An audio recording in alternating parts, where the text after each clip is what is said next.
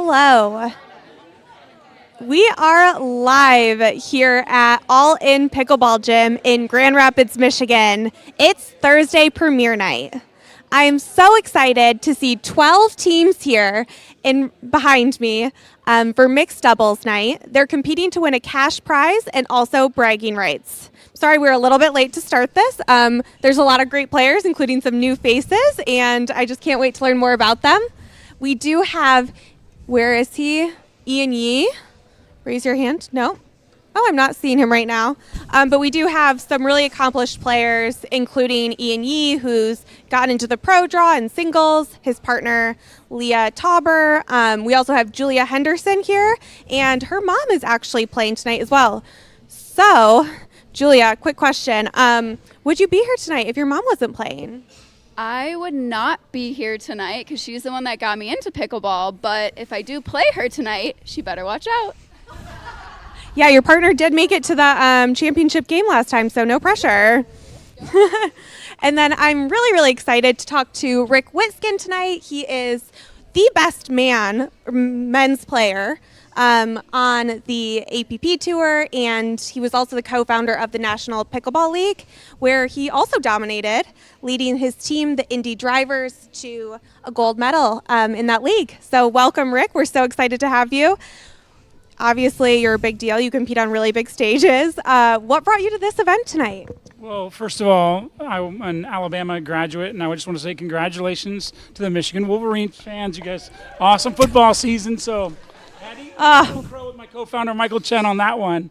But no, Scott McAllister is an incredible live stream with the National Pickleball League, and he just told me about the incredible amount of talent that's here in Michigan. I'm like, okay, well, hopefully they'll let an old guy like me come and at least try my best against them. Yeah. I see some laughter from the crowd. I think everyone's very excited to have you here, and thank you for being a class act about our Wolverines.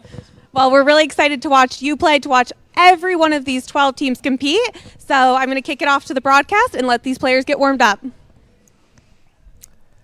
Hey everyone, thanks for joining us on another Thursday premiere night. It is mixed night. I'm Alan True, and I'm joined, as always, by my lovely co-host, Tori Much. And Tori, first, Rick really knows how to butter up a crowd. If he hits a pickleball as well as he understands his audience, I think that the 1 seed is going to be a very fun team to watch tonight. Super tough. But we've got 12 teams. 12 teams. It's mixed. We've got a lot of new teams, and we've got some new players. So what are you looking for tonight? So 3 new players, I think, with Rick, of course, and then we have Ian Yee and his partner. I think it's Leah Tauber. Has Julia played in a... Julia has not played in this either. Yep, so Nancy, her mom, has, who's another senior pro here. So, new players, new partnership, a lot of new partnerships, too. And some returning. We've got Nick and Monica are returning. They have made a pretty good run last time. I think Dee and Obi might have played together before. Adeline and Zach have definitely played together, but then we have a lot of returning players who are playing with new people, like Downey and Jace playing together, Abby and Alec playing together, Downey, Erica and Connor, I don't think have played together, right? Downey and Jace, Melissa and Jaren. Kristen and Jordan have played together. Yes, Kristen and Jordan have played together for sure. Maybe not in this, but in other tournaments for sure. Emily is playing. Emily Weichel and Mike Kiley. Yes, Lefty Mike. Playing, making a showing. Erica and Connor have played together.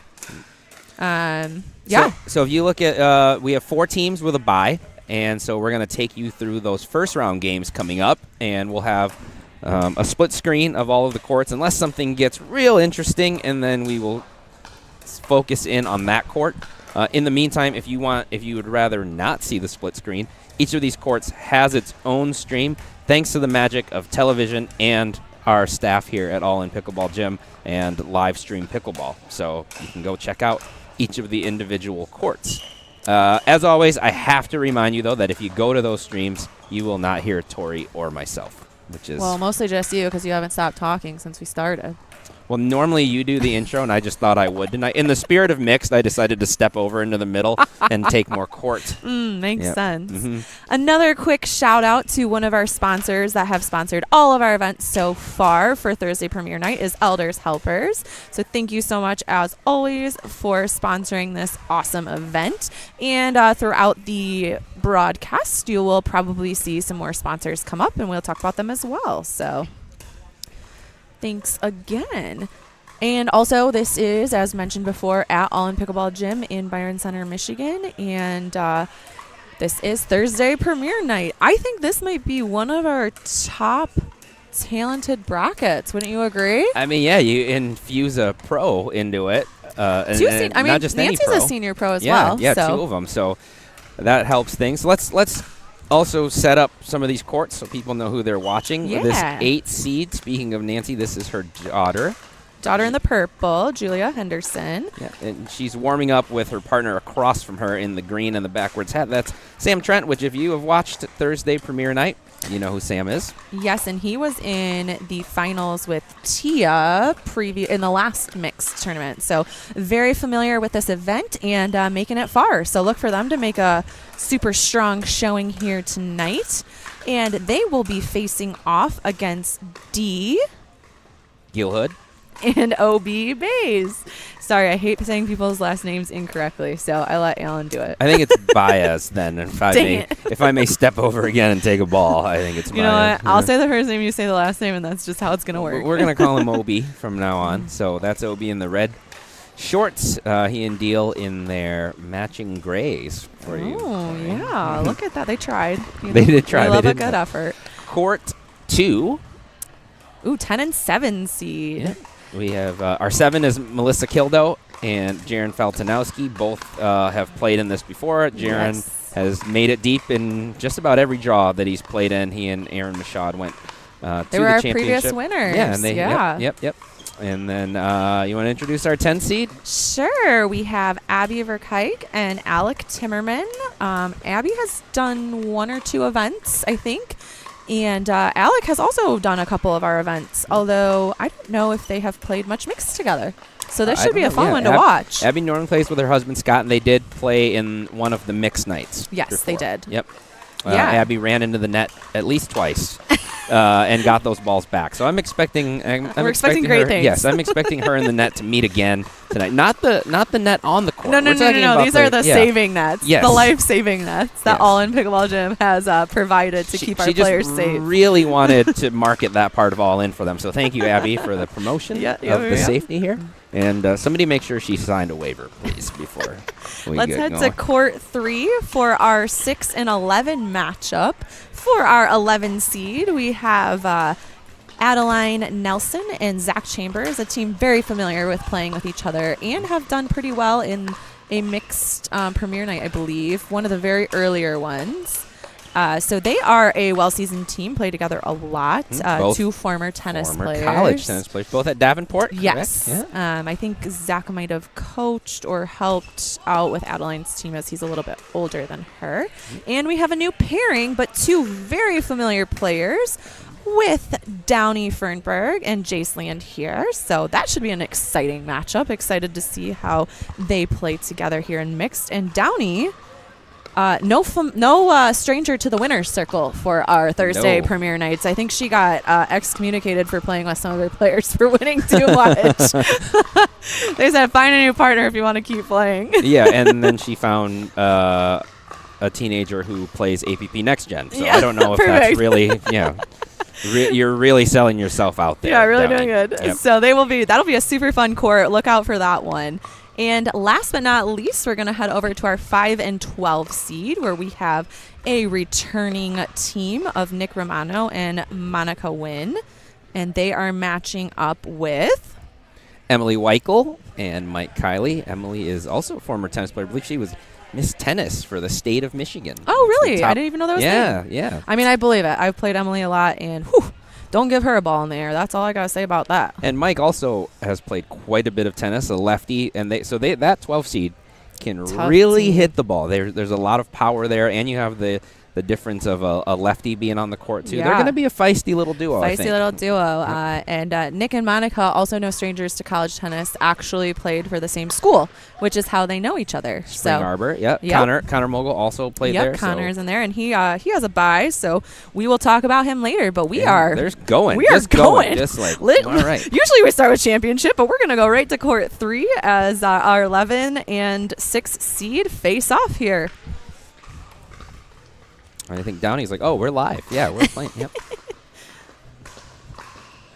Downey did have me sign her arm earlier today as she was very impressed with my broadcast skills. Did she ask you to sign? No, she did not, but she didn't see me, so I'm just going to assume that we didn't pass each other in that way, and it wasn't an indictment on my broadcasting skills. Okay, yeah, for sure.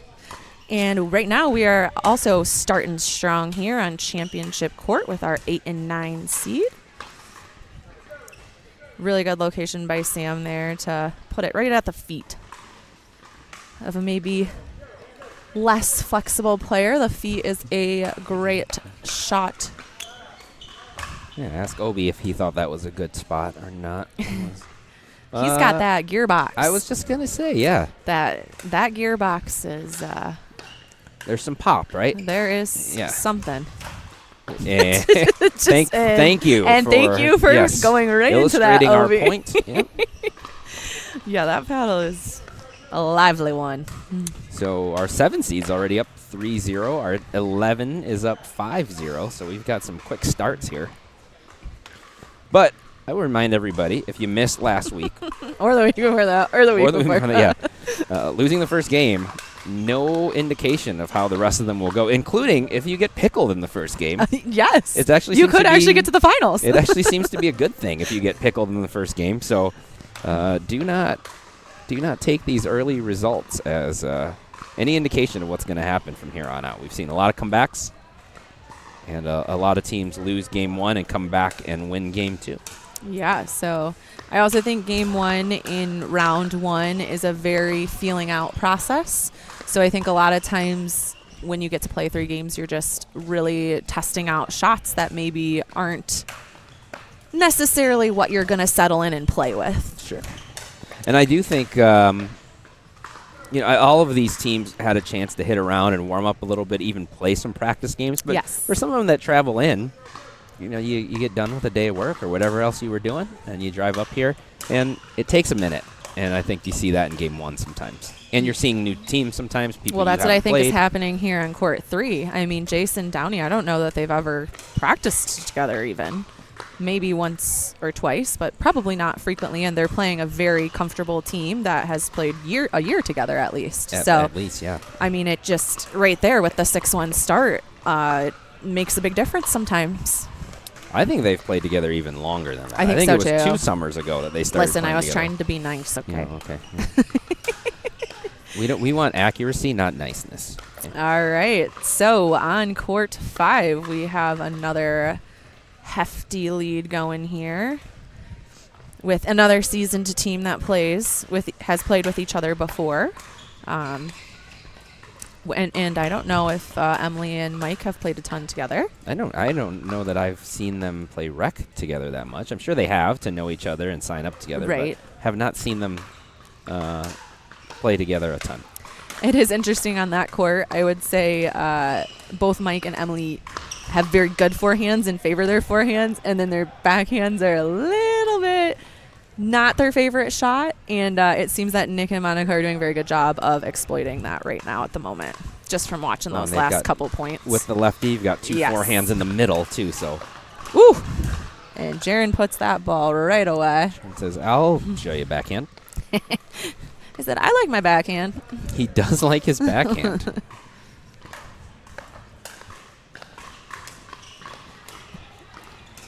Tough shot. Looked like, from my angle, I thought Jaron's shot might be heading out. But the one that Abby hit? Yeah. Yeah, I think it might have. It was close. All right. So we have a lot of very strong starts as all the courts are quite a big difference in scores here, but I think that'll tighten up a little bit. So I'm told from our research team in the broadcast truck that Mike and Emily just met tonight. for the first All time. right, so look for them to come back in game 2 as they get a little more familiar with they their just shots. met. They don't even. I think they didn't. Yeah, we'll get familiar with each other. That is true. I do well. know here at All In, they do a good job if a player is looking for a partner to try to help partner them up with maybe someone that they're not in contact with, so that people can try out new partnerships and play. All very good players. So. And you know what? Just to be clear, there is no broadcast truck. That sounded professional, so I said it.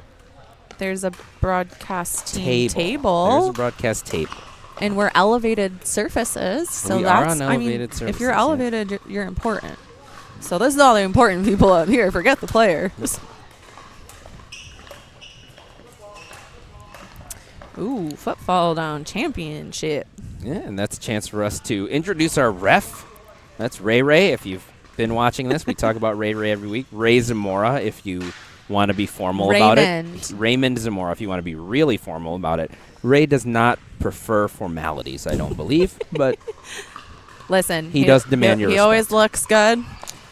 Ooh, we've got a pending pickle, Pending perhaps? pickle in the first game. But you know what? Like I said, look for that game 2 comeback. And that serve is out. You know it's serious when Mona takes her sweatshirt off, so we'll see if the sweatshirt comes off in game 2 It here. hasn't yet. There it is. All right, so we have our first court with a pickle here. Nick So- Romano and Monica Wynn will take game 1.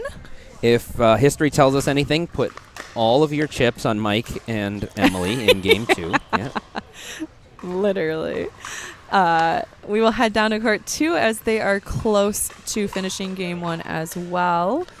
It's a great shot from Abby. Melissa's Really got great power. Abby was ready Super for that. good power.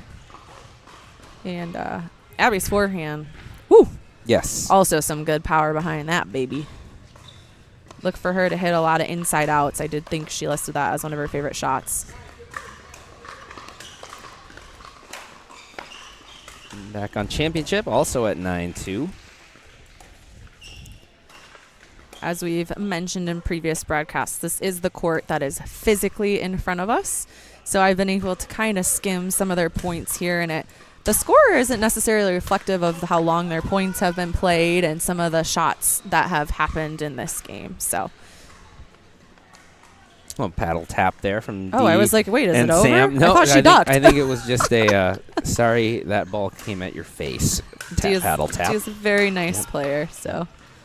I think the niceness came from Sam as a sorry I hit that ball at your face. Yeah. He's no Good duck. He's no Riley Newman. He will tap paddles even mid-match. In mid-match, yeah. After his mistake.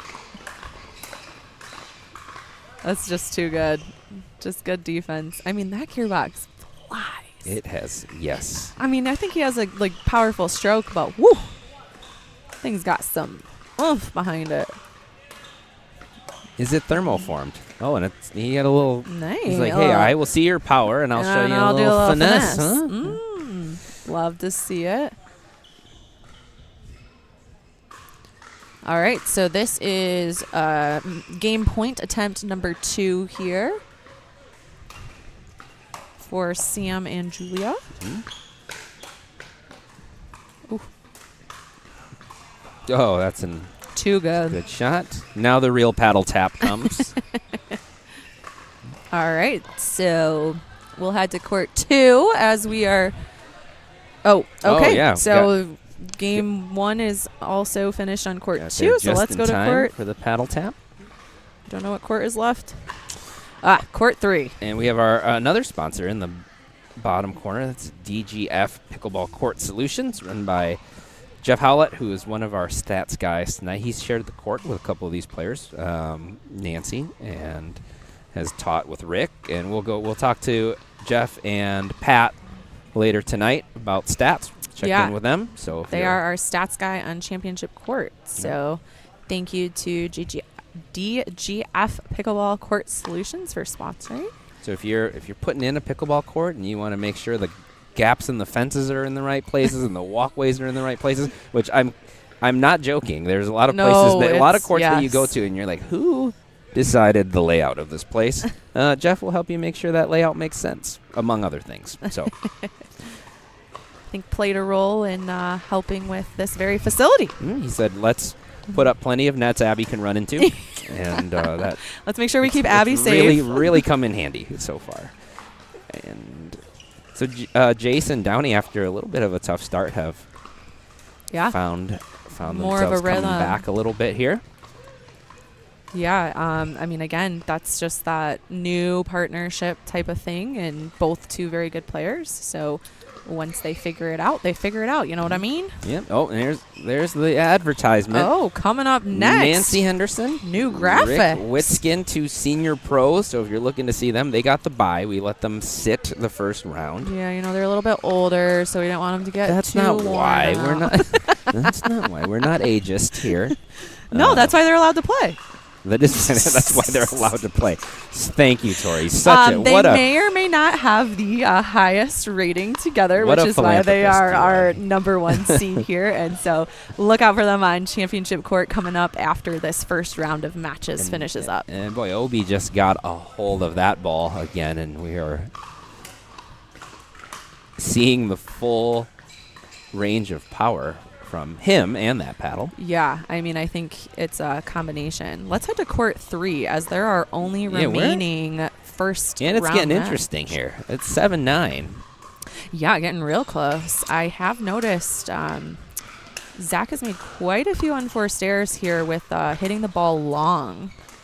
So would definitely like to see him. I think he just realized that winning game 1 hasn't been a good thing in TPN. So he's like, you know what? Let's just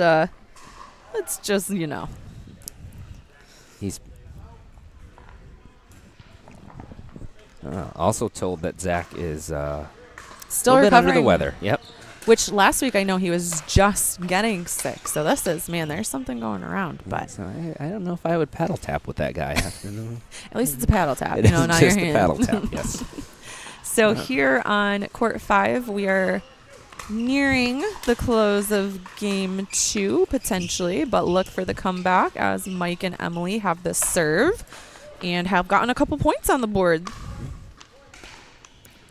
You can even see from Mike's serve just what power and torque he can put on that shot. So Yeah, definitely gives a different look too. and he plays with that head paddle, which I respect anybody that can play at this level. With that head paddle. It's not a bad paddle. It's just I've been hit with it. you don't see any high level. So I'm told he just went and bought a brand new one because they're running out of them. And so he they may likes not that make- one. Yes, So, he's you know, very, live and yes. die by that golden head. It looks good. I mean, I'll give him that. And there it was right there. There's yeah.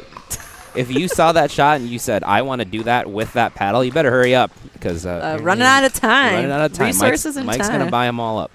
Oh, Jace with the trickle off the net. Tying it up on court 3.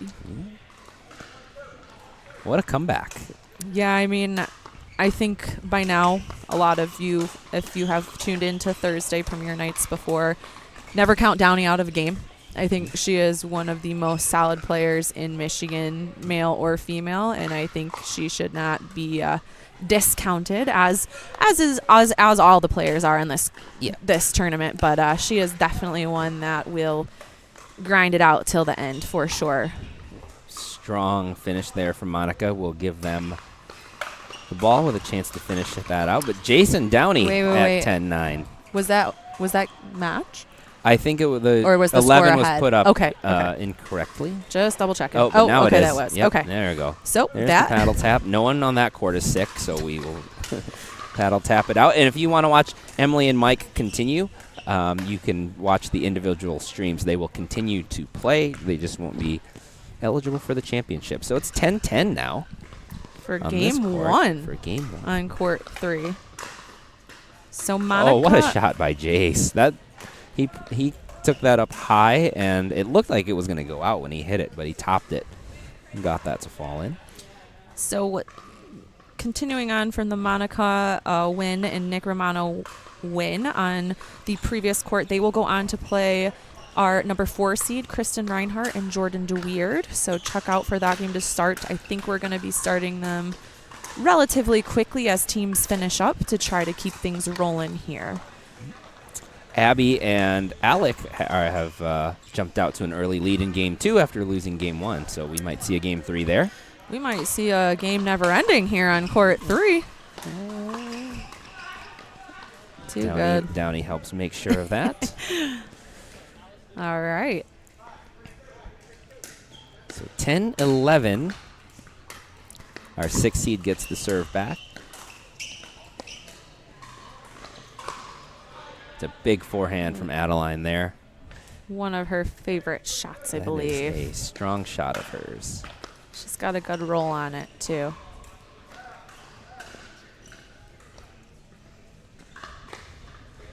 And another one.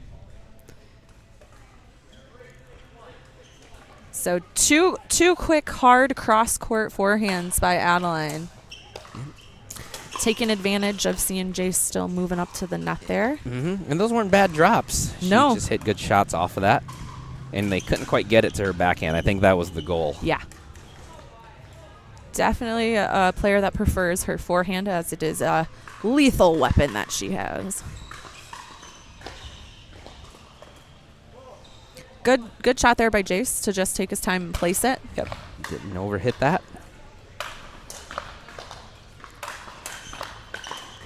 Got 8-3 on court 2. Alec Timmerman and Abby Verkijk. Up big, like have- we yeah, said. maybe we'll flip this thing around and going for an 11-3. It's always court 2. It is. Is it always I court think 2? it's always court 2. I feel like I've seen this deja vu. You jinxed Alec. Alec, I said court 2. I did not say names. I was going to apologize to him on your behalf, but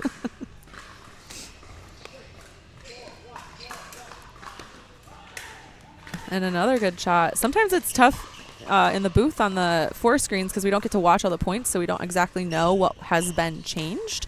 But yeah, it looks like they're doing something right. So let's tune in longer and see. And there's another. Maybe we should go to court 3 as we've got Oh my it's gosh. still 11-10. Oh, we haven't decided. Okay, so this will be for game point It's 11-10. here. Looks like they're on 2. Yes, because they start at 11. And that will do it. A big serve from Adeline to close out game 1 with 12-10. But that looked like it was going to be a runaway early, and It Downey did. and Jace did a great job catching up. And so usually we see teams be able to take that into game 2, and so I will expect them to come out firing a little bit. But it's hard when the other team starts coming back too. So great job by Adeline and Zach to close it out. Yes, that can be tough. And We are going to head down to Soph as she gets our first winners. A quick interview.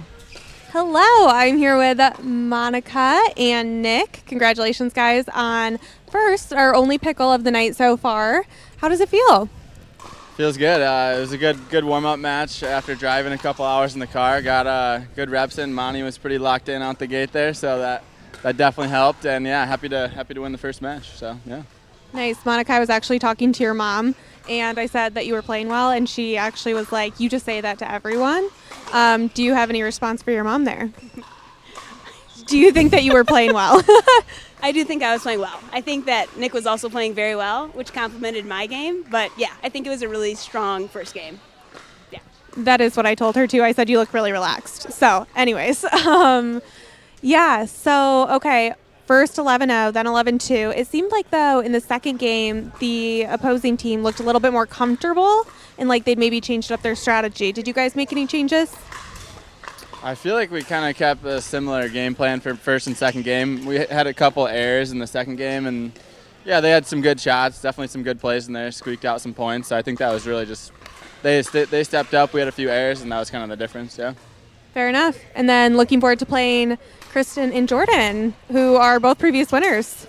Yeah, we are. Don't have anything else to say about that. It'll be a good game. We'll just play our game. Yeah. All right, we're excited to see you do that. Good luck, and get ready for your next game. thank you, Soph. Congrats to Monica and Nick on the win. I think it was the Crocs. Monty showed up in her new Crocs. It could have been. Yeah. I didn't see the Crocs, so I should see him. Another good luck charm. Court 2, we've got at 10-4. On championship court here, we've got it at 8-4. Going to court 2, where we now have a... We don't.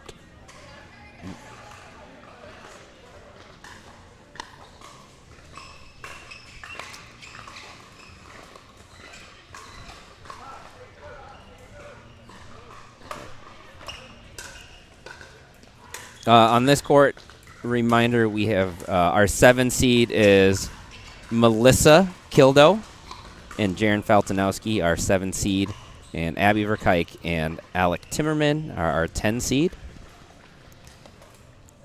All right. Got another stop from the 10 seed.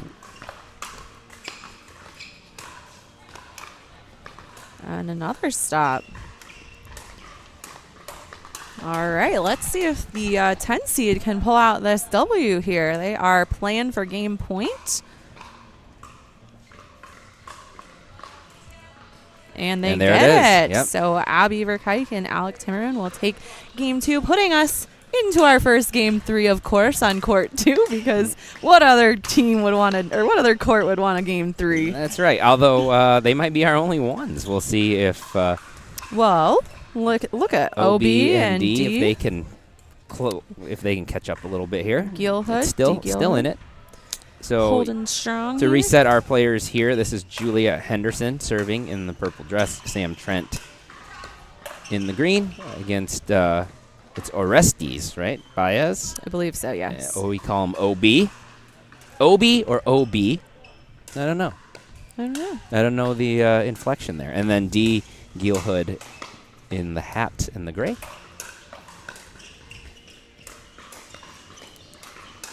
Wow, some really good defense from our 9 seed on this point. I think that caught her paddle on the way out, and that's how we're going to end that on that court. 11 I wasn't quite sure if it hit or not. So our 8 seed, Julia Henderson and Sam Trent, will be moving on, and they will be playing, of course, they will be playing Julia's mother, Nancy Henderson, and our senior pro, well, they're both senior pros. I should preface that. Rick Witsken. Did I say that correctly? You did. All right. Ripskin, they call him sometimes. But yeah, nice. If you want to watch the mother-daughter battle, that is coming up. Mother-daughter battle. We got 2 senior pros versus the youngins. It's like a Game of Thrones episode. On championship court next, guys. But right. First things first, we got that pesky court too. We gotta finish this out. Game 3. Listen, when I play in women's, I'm gonna request court 2. I'm trying to get the game 3. You like the chaos. Yeah. All right, let's see. And we've got a really close game so far here on court 3 with our 11 and 6 seed. To reintroduce these players, our team in all black is Adeline Nelson and Zach Chambers, and they are playing Downey Fernberg and Jace Lantier, who are a new partnership, our 6th seed. And then we have the very seasoned partnership of Nelson and Chambers as the 11 seed. Playing some really tight points here.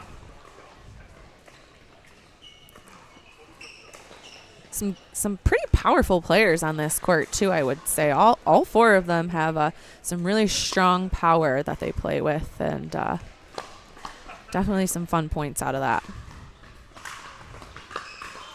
Great reach in by Jace there. Really good read on Adeline's roll.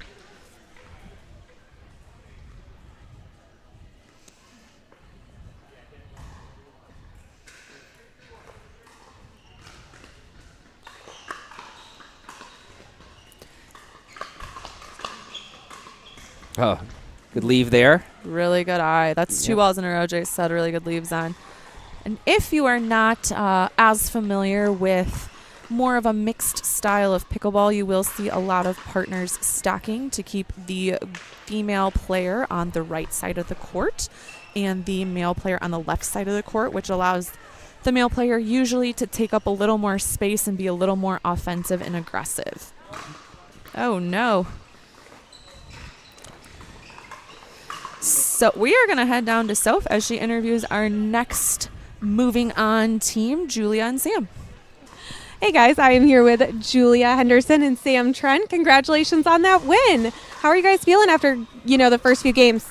I think it was a slow start, but this is actually our first tournament playing together, so we're just trying to get used to each other and how each other plays, but we played against each other, so now finally on the same court. How did this get set up? I don't really. I asked her. Okay, no, there's no shame. We tried to play one a couple weeks ago. It didn't work out, and then this one worked out. So. Nice. Well, good to see you both here. Obviously, the big question is you're playing your mom next. I did have an inside scoop that she has already relayed your weaknesses to her partner. Have you done the same? I have not because I don't need to because we're going to win anyways. Ooh, I like it. Coming out fighting. Okay, and then it looks like you have some people here watching. Anything you want to say? No. Okay, fair enough. I think that's all. I was trying to reflect back and see if I have any more questions, but you guys crushed it out there, even for a first-time partnership, especially for a first-time partnership. Go, relax, and get ready to play your mom and also Rick Witsken. I mean, no pressure. All due respect to Sam and Rick, that game will not be about the guys, right? I want Julia, Nancy firefight every single point them. for 22 points. Let's go. Yeah. Let's Can go. the two of them just play singles? Can we do that? Can we just have a singles match between them? That would be fun. Yeah. Some good line shots there. All right, so on court 2, we have a hot start by our 7 seed, Melissa Kildo and Jaron Feltonowski, as they pull ahead 5-0 here to start game 3. And they'll get a timeout, and they'll get a flip at 6 too. So 2 chances. All right. For our 10 seed to gather themselves. Looks like we're seeing a little space starting to happen on court 3 as Downey Fernberg and Jace Leand here pull ahead just a touch, but nonetheless, Adeline and Zach have the serve currently, and let's see if they can get a couple more points on the board, tie it up.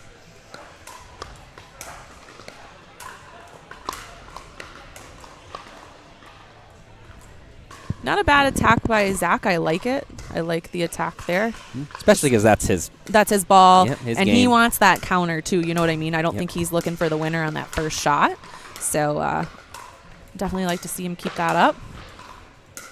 See if they can get some points. Hopefully off of he's that. getting plenty of fluids, too. That's the dad in me. That's like, hydrate, son. All right, we're going to take a timeout on this court. So let's head over to our fabulous Game 3 court as Alec and Abby look to get on the board here with the serve, and they will. They do. You got to start somewhere, right? And it's when you're on chaos court, that's anything can happen. Anything can happen if you just believe. So if you haven't watched this before, the 2 guys on this court, Alec Timmerman, Rima White, Jaron Feltonowski, about to serve, they have both played in a number of pro draws. Together. And They played used to together in a play pro together. draw, yeah. So very seasoned players, really good pickleball players. Both of them. Did Jaron play tennis? He didn't play tennis. He did not. No, he So came both of from- them yeah. did not come from necessarily a paddle background. I know Jaron Feltonowski has played quite a bit of table tennis, which is obviously very helpful in pickleball. However, both of those guys just working their way into the pickleball world with no tennis background. Yep. And although I think they found the sport a little bit earlier than some of the other players Yes, that are they playing have been tonight. playing for quite some time. Yep, they got to work things out and figure out their drops and their soft game and how to play the game before the courts were overrun with people. So that Before there was no time to do that. Yep. No lines. All right, back on court 3 out of the timeout. It looks like we got, they did get another point out of the timeout here. So Downey will serve it up for us. What a serve. Her serves Zach are got fire. that back.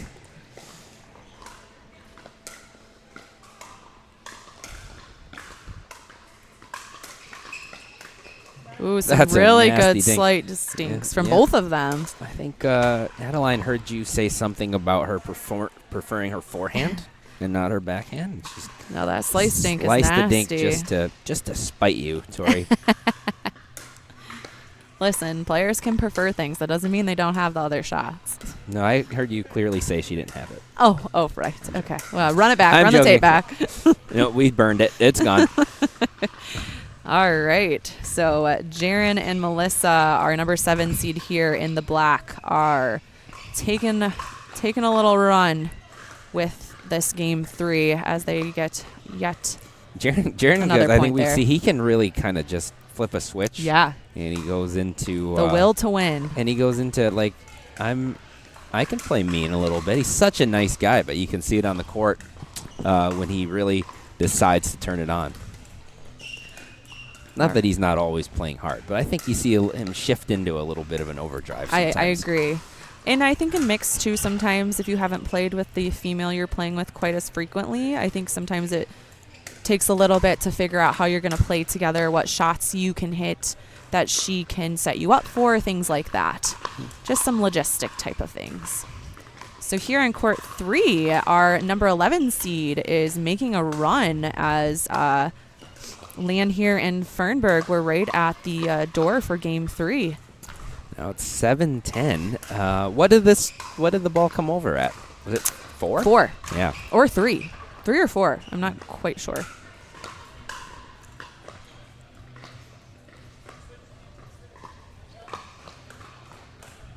And they continue to run as they're going to tighten up that game even more. We're going to come over here to see if we get a match point, which we do not. That's Alec Really Timmerman good shot with by Abby there to set up that shot for Alec. Really just spreading the court. the All A's team. You know, I'd like to see Zach let Adeline take that third. She has a very good shot on that, and I think that would have set him up a little bit better to possibly poach. But they still have another serve. They made that huge run just on server 1. Great drop to get Zach up to the net there. Yes. Which is his bread and butter. He loves to play that. What's the call there? I think it was in. It was in, yep. I saw the shoulder drop a little bit on Jace. So they continue to run, and let's see if they can get a tie up right here. Shoulder drop, not an official hand signal, though, but maybe it should be. Demeanor. All about demeanor. Yep. Ooh, third shot lob. And another tight one on this court. Great cover there. Adeline has done a great job in this game. Really good cover. Playing defense. Tough. Well, what a run from them. Let's see if they can get 2 stops and close it out in game 2. Yeah, we'll see what strategy our 6th seed Downey and Jace decide to employ here. Do they try to just power it to victory or play a little pickleball? All right. So this is going to be for match point here. Attempt from our 7 seed. And once again, we've got the dueling 10s, dueling match points, or game points at least. And that one clipped Zach's paddle on the way out. I was going to say, I thought that was out. Okay, but I could hit our his paddle. 6th seed takes game 2, forcing a game 3, so we'll take you back to court 3. Well, wow. We have a finish now on court 2. Yeah, what a shot by Jaren there. Really good. So, wow, our first game 3 has completed, and our 7 seed, Melissa Kildo and Jaren Faltnowski, will go ahead to play Erica Benting and Connor Mogul in our next round. So we will keep an eye on this game 3 as we head down to interview those 2 shortly. And our next round has already begun here on Championship as well, as we start round 2 with the mother-daughter battle. Love that storyline. Here it is. So to reintroduce these players, we have 2 senior pros, Nancy Henderson and Rick Witsken, who are in the gray and blue, and they are facing off against Nancy's daughter, Julia Henderson, and her partner, Sam Trent, in the purple and green. Very accomplished player is Rick, if you don't know his story. Very involved in the game, teaches a lot, does clinics. Started his own pickleball league, is a co-founder of the NLP, as you can see on his shirt there, which is the National Pickleball League. NPL, I am dyslexic, so sorry. Letters. They're tough. Letters are hard. Yeah. But yeah, so we are super excited to have him joining us here tonight, and excited to see what this partnership does. First blood to Julia. She caught her mom on that serve. On the It's gonna serve. be An awkward Thanksgiving.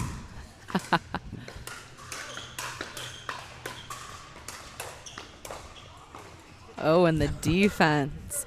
Rick is a tall, long guy. He is. I walked He's by him, large. I was like, whoa, he is super tall. Oh, So a he large takes up a man. lot of space, as Nancy is our little tiny girl in the corner there.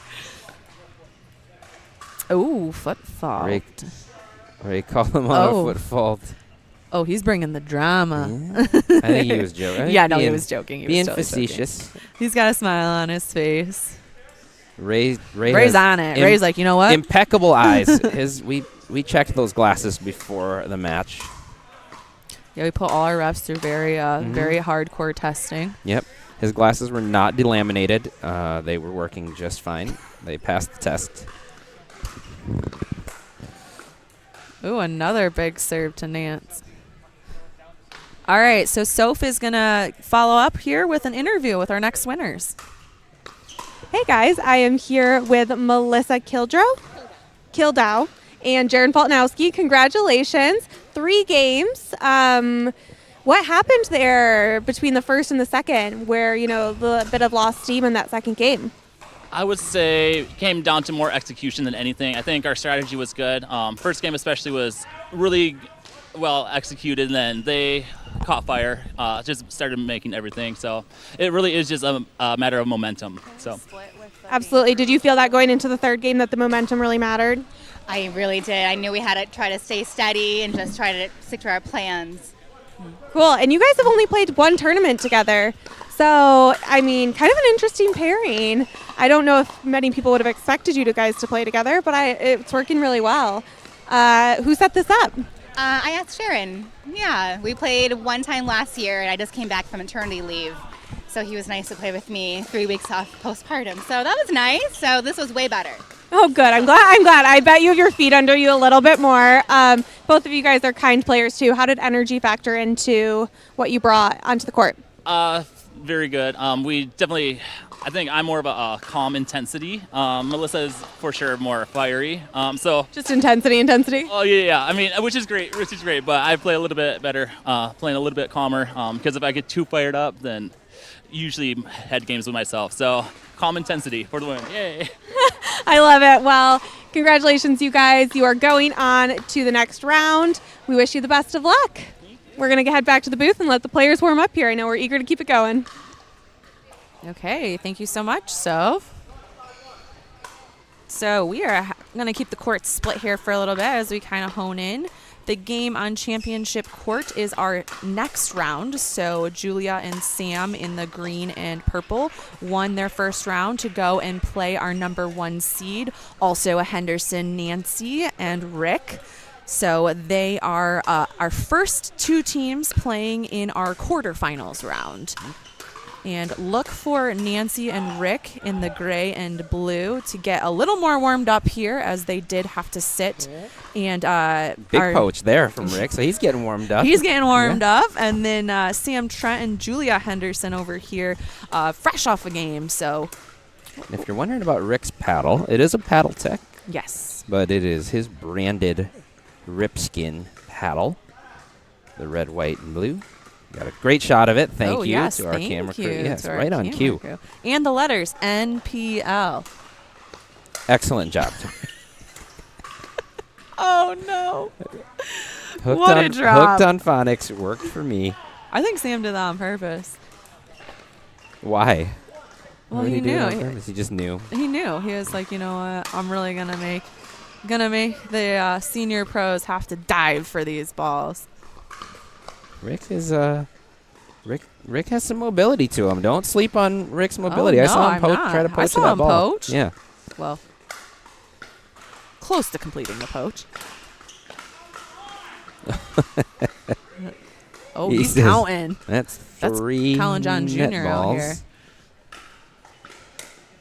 He's still shaking his head. He is. That one less facetious than his banter with Ray. That one might have been honest about that one. He lets that so one Sam go. and Julia figuring out their partnerships, still a little bit on a little miscommunication on that one, it seems like, as they laugh it off. And Julia herself has played in some pro events, some APP, and I think some PPA as well, Yes. correct? Yeah. Yes. I know she's done a couple of the MLP events too that are for the like duper levels. Yes, I'm that's right. blanking Yep. on what minor league. Mhm. Yes. So she has definitely played in lots of different styles of tournaments. Wow, great cover by her. Ooh, too good. And she knows where her mom is going with that ball. Take that, mother. That is Yes. She's like, are we keeping score here? Tally that up, baby. Good shot of our crowd there as Sam Trent serves this one.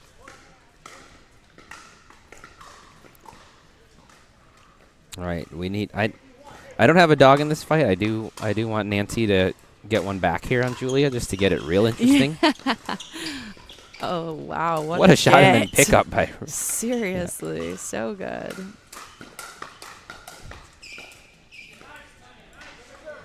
There, Nancy goes. That's Nancy's way of getting back in. Yeah, in she's her like, own you know way. what? I'll In hit it her at own Sam way. instead of Julia. You know? And I'll just redirect this at your feet. No big deal. As that ball goes just deep. Oh, Nancy didn't like that, but I did see it just deep from our eagle eye view here. Yes, we do have a very good angle on these lines, and all fair calls so far. Some real power coming from Julia and Sam as our 8 seed is going to look to take game 1 here against our 1 seed. That's a tough 8 seed, though. That is we've 100%. got Yes. And we still have game 3 in round 1 going on. So at that's court it 3. right there. Game 1 goes to Julia Henderson and Sam Trent. But broken record. Game 1 is game 1. Game 1 doesn't matter. I mean, it does matter, but it doesn't fully matter.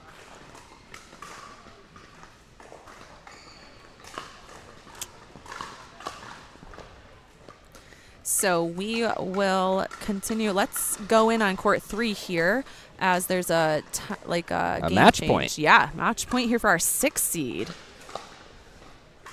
which is Downey Fernberg and Jace Land here, and they get it. And they narrowly lost game 1 after being down a bunch. But Yeah. they got a momentum, and they carried that to the next 2 games.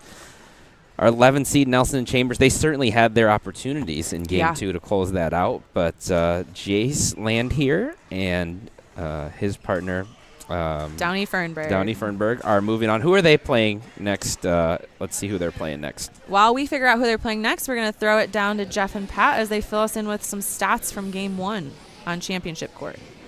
Got it. Kind of a simple example of sitting out in a bye, coming in cold. I think we'll see a little bit different game this second game, but I think Sam and Julia really kind of took it on and said, let's take advantage of them coming off without being on the court. So we'll see if that changes, but they hit a lot of winners. They had a lot of counter attacks to what Nancy and Rick were bringing, so we'll see if that changes. Yeah, I agree completely. I think Nancy and Rick came out just a little bit cold, and Julia and Sam Trent came out a bit hot off their previous win. And yeah, we saw a lot of great hands battles, and they just endured and eked out the win, with a significant margin. So, Nothing to say about the 3 net card winners as well. Yeah, That's a few of quite those, a few and added I think points. we saw an inordinate number of errors from Rick and Nancy here. So yeah, excited for game 2 here. Send it back up to Alan and Tori. All right. Thanks, gentlemen.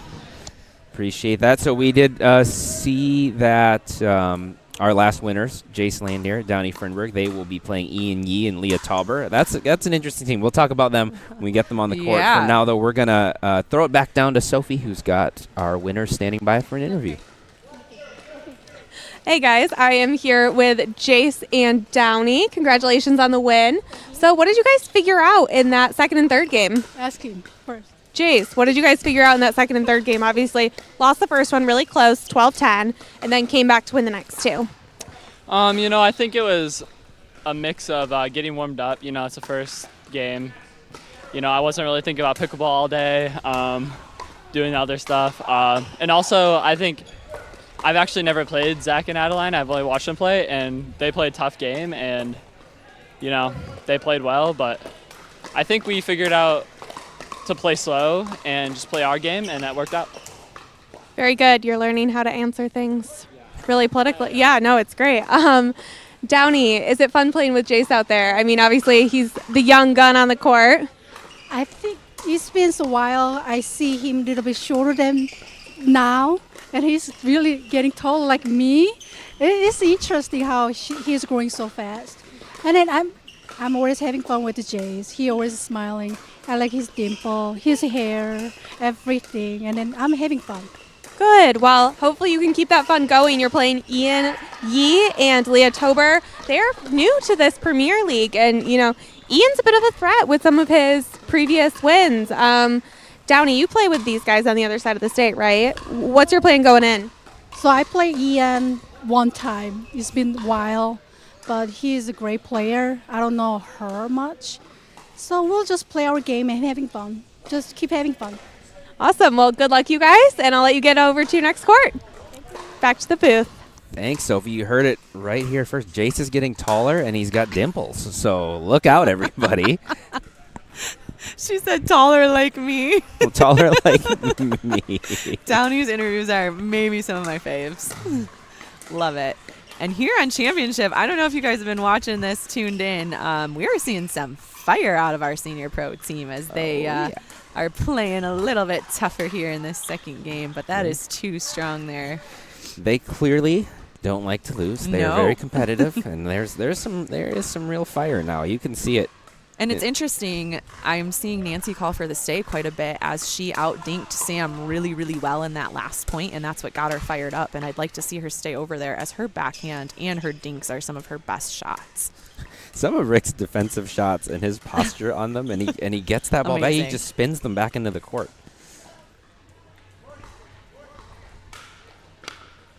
Yeah, I love it. We're going on court 2 as well. Our chaos court, our 4-seed Kristen Reinhardt and Jordan DeWeird are taking on the 5-seed Monica Wynn and Nick Romano. That's going to be a really, really tight match, as evidenced by their 4-5 seeds. But that will be, I think we're going to have a little bit of a barn burner on court 2 there, which is the court for that. The court. Yes. It is. If you play there, you better be ready for it. Yeah, so again, Jordan DeWeird and Kristen Reinhardt on court 2, they had a bye first round. So look for them to take maybe a couple more points just to figure out their team. And as I say that, Jordan said, nah, we're good. Don't need to figure out anything, Tori, we're good. Okay? This is figured out. And they have played together before, so I think that definitely helps with familiarity as well. And, boy, those are 2 longtime pickleball players as well. So I think the muscle memory's in there. Oh, yeah. He said, we don't need a warm-up. We're good. We had a bye for a reason, right?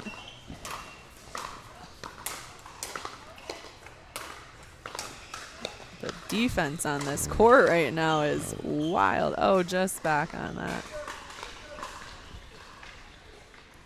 Man, battle of the ages. We need the ages to come out hot here. All right, and as I mentioned before, we have another sponsor of Thursday Premiere Night listed down here in the corner. It is Jam Stretch and Fitness, a business run out of All In Pickleball Gym itself. Our owner, Jolie, here, she helps with stretching, personal training, and even some cupping services if you are looking for that. So thank you to Jam Stretch and Fitness for sponsoring.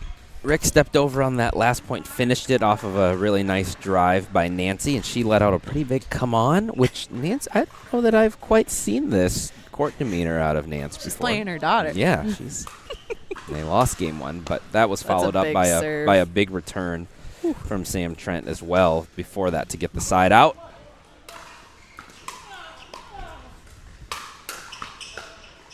Man, those are just some heavy balls that Sam is shooting right now. Yep. Really good singles player as well, so he has those shots.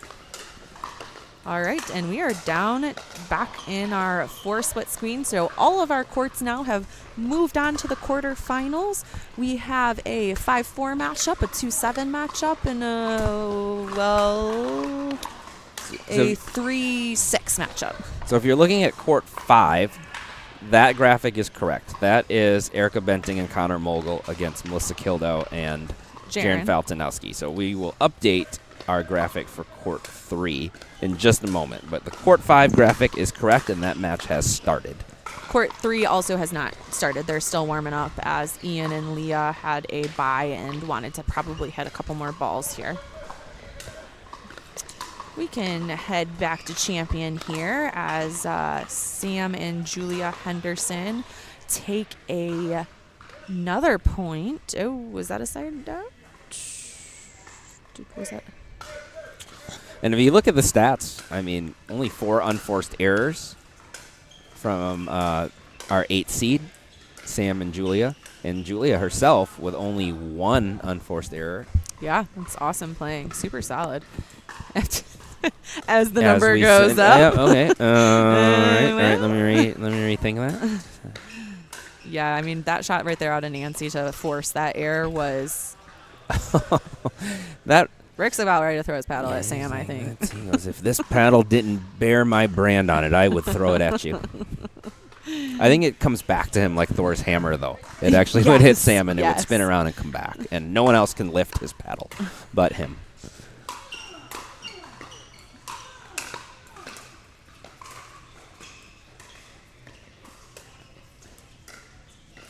Here's what we want. Oh, yeah. That's there it is. Stone Cold Killer. Did you see Nancy's face? She was just like... She was just like you. She just had that serious face. I will send you to your room.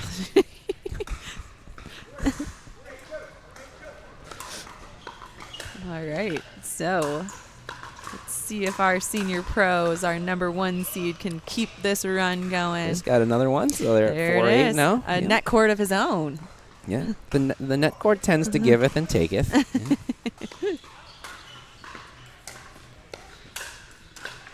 Ooh.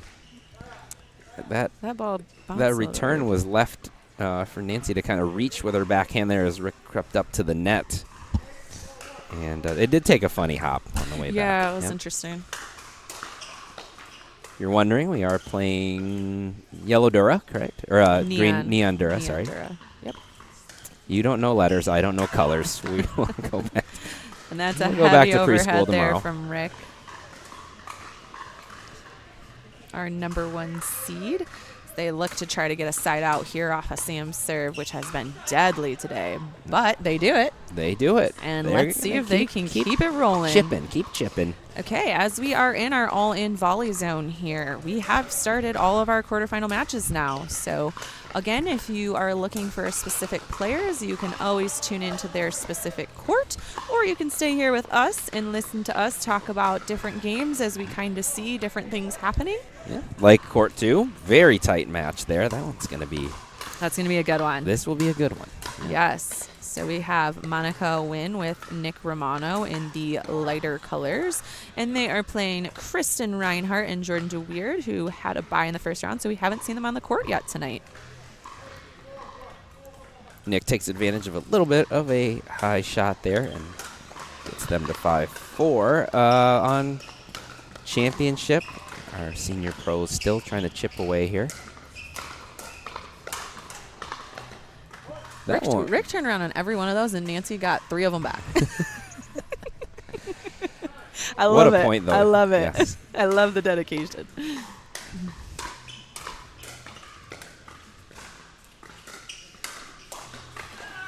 That's good really cover. Good point.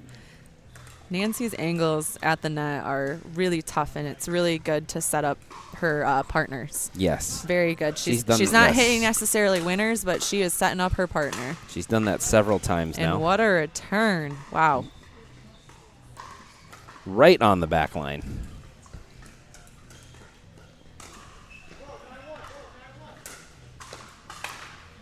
So Nancy Henderson, mother of Julia Henderson, on this very court, served that one up. And now our senior pro Rick Witsken will serve for server number 2.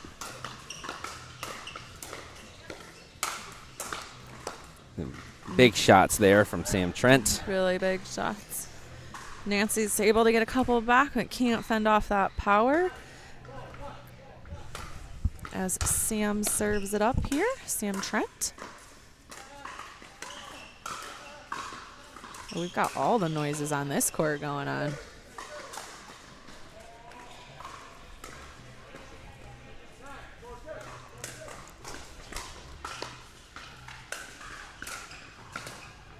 Wow, what a return. That's too good. A big one, too, because I think They needed that. Yes, they needed that, and this is the time to make the run. Yeah, they got to capitalize on this right here. They are going to force a game 3. This is a big possession. It's nice to get the side out on an odd number as well, because the defensive team has to do a little bit extra as they have to move into different positions in the middle of the point there.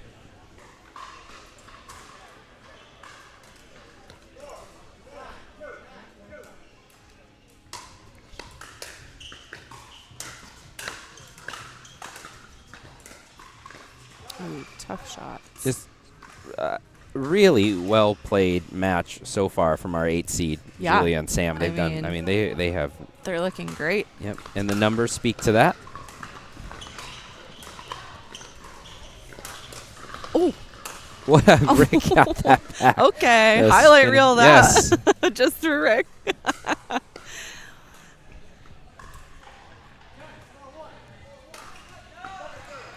Oh, no. On match point attempt number 1. That's it. That's the curse of 10. It's not your fault, Sam. Yes, Sam. Oh, that is the real curse of 10. Yeah. The double. They're both laughing about it, though. They said we really just wanted to give these senior pros a chance.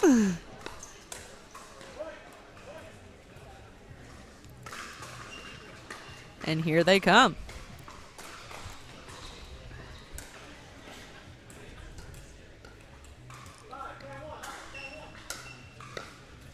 Oh, another It's missed contagious. serve.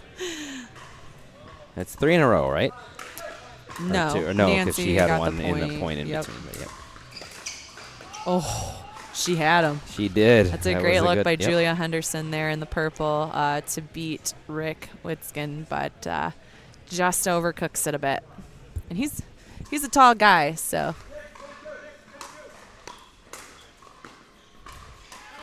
Yep, that ball is just back. Just deep.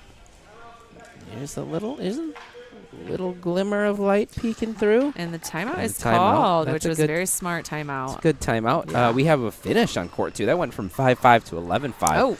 in a hurry as the Oh my 5 seed win in gosh. Romano take game 1.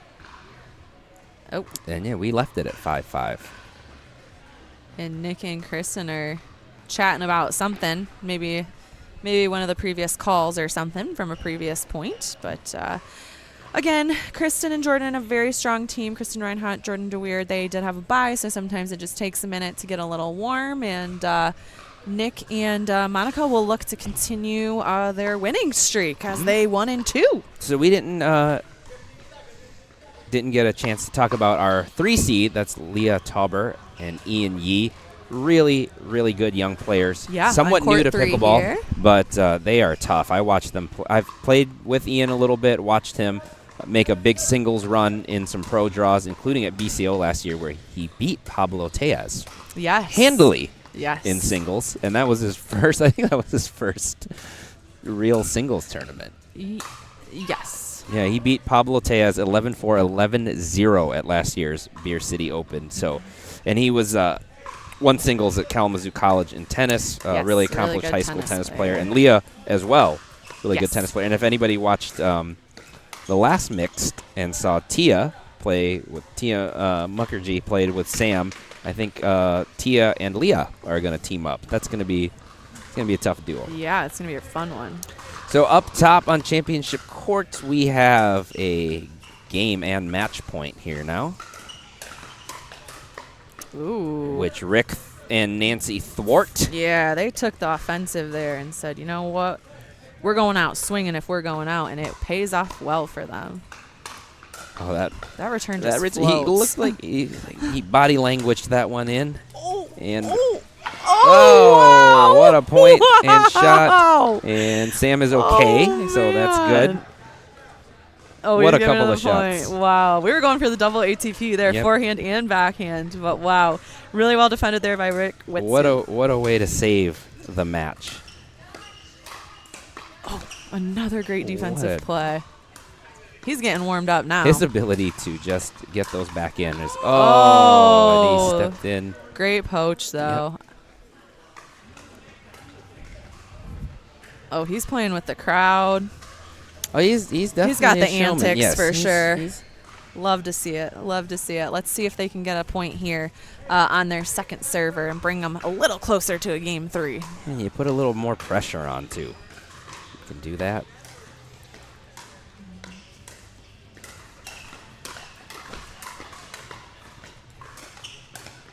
Wow, Wow, what a couple so of good defended defense. shots there. That point feels like it should have been over already.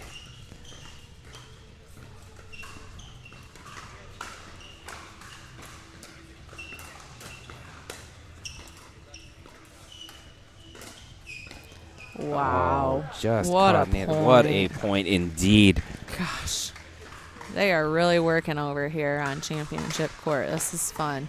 So that we've been stuck at 10-8 for a while now. Yeah, we have. Oh, and they're going to call timeout. Our 1 seed called that timeout to get themselves geared up here to try to save match again. And let's head over to court 5 as Erica Benting and Connor Mogul, a team that have played together on the closer side of the court to us here. There's a shot for you. Welcome to the broadcast, Connor. Welcome, Connor. Also a very prevalent player here on Thursday Premier Nights in both open and mixed divisions. This is our coffee drinker from last week. I don't know what he drank before this week, but we're going to find out. That's your job, Sophie. Figure out what was in Connor's cup tonight. Yep. So they look to take the first game against our 7 seed, Melissa Kildo and Jaron Faltanowski. And Jaron says, not yet. Not yet. Off of let's give Melissa some credit there, too. She set that up with a really good drive. And there it is, 1 hold for Nancy Henderson and Rick Witsken. Or Ripskin if you're in a hurry. Well, let's see if they can get the second one here. That is such a heavy ball from Sam.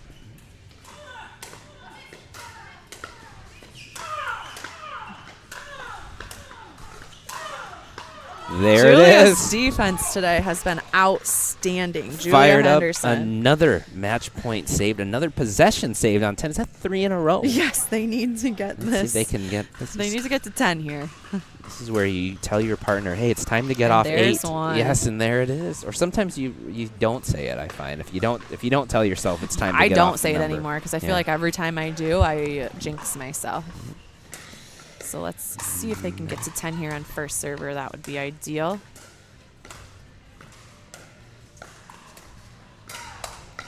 Yes, Nance. Good attack there Really from good Nancy attack. Henderson. And a couple And of there great they dinks are. before that to set that up. Yes. I could even see Sam's ball skid off the court. There's so much spin on that. She handled it really well, set herself well. up. She's becoming much more comfortable with it. Return goes long. All right, so and look for them to force a game 3 uh-oh. right here on first server. Mama Bear's away. Mom says not so fast. Oh, I Rick thought he with his said mouth. out. I was like, what? That was not He out. said, yes. He said Joking out. out. Rick is a walking dad joke. We love him. Welcome to the broadcast, Rick. All right, so he is the second server here. Oh, and he calls a timeout Oh, on boy. himself. It's a little bit of a character, I think, we got here on our So hands. it's quite the showman. All right, let's go down to court 3 here yeah. as our 3 seed, Ian Yee and Leah Tauber. I Take saw that game 1. over and over again when I watched them play their warm-up games. Yes. You cannot go faster. You cannot No, put anything especially in high. that strike I zone. mean, she's sitting on that. It's over. She's got great power reactions, and her placement on those was excellent. Really, really good. Yep. First time seeing her play, and even just in warm-ups. Very impressed. That's going to be a tough team.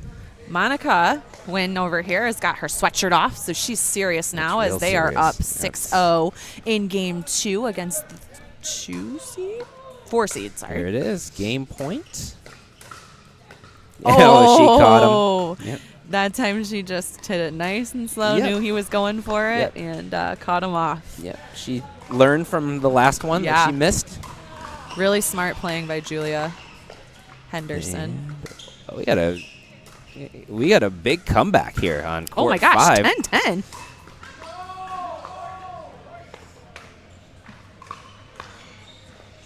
I think Jaren went into not nice Jaren mode. Clicked again. mode. Yep. What did he call it? Intense something? I can't remember what he said in his interview. All so right. our 8 seed is now on match point, Match point again at 12-11. And I believe they're still on their first server. Yes, I think so. Oh, that ball was going out. And that's what an exciting match An there. exciting match. Big comeback from Rick Witsken and Nancy Henderson, but they fall. So our 1 seed Yep. will go to the points draw to play, and Julia Henderson and Sam Trent will move on to our semifinals, our first team in the semifinals with a big upset against our senior pros. the apple bested the tree. You don't It see did it. indeed. I guess age prevails on this one. Young age on that one. So they will move on. We'll see who they're playing as the rest of these round 2 matches start to finish, but a couple of these Connor look like they're going Mogul. to take a minute, including this one. With that middle ball. That is nasty.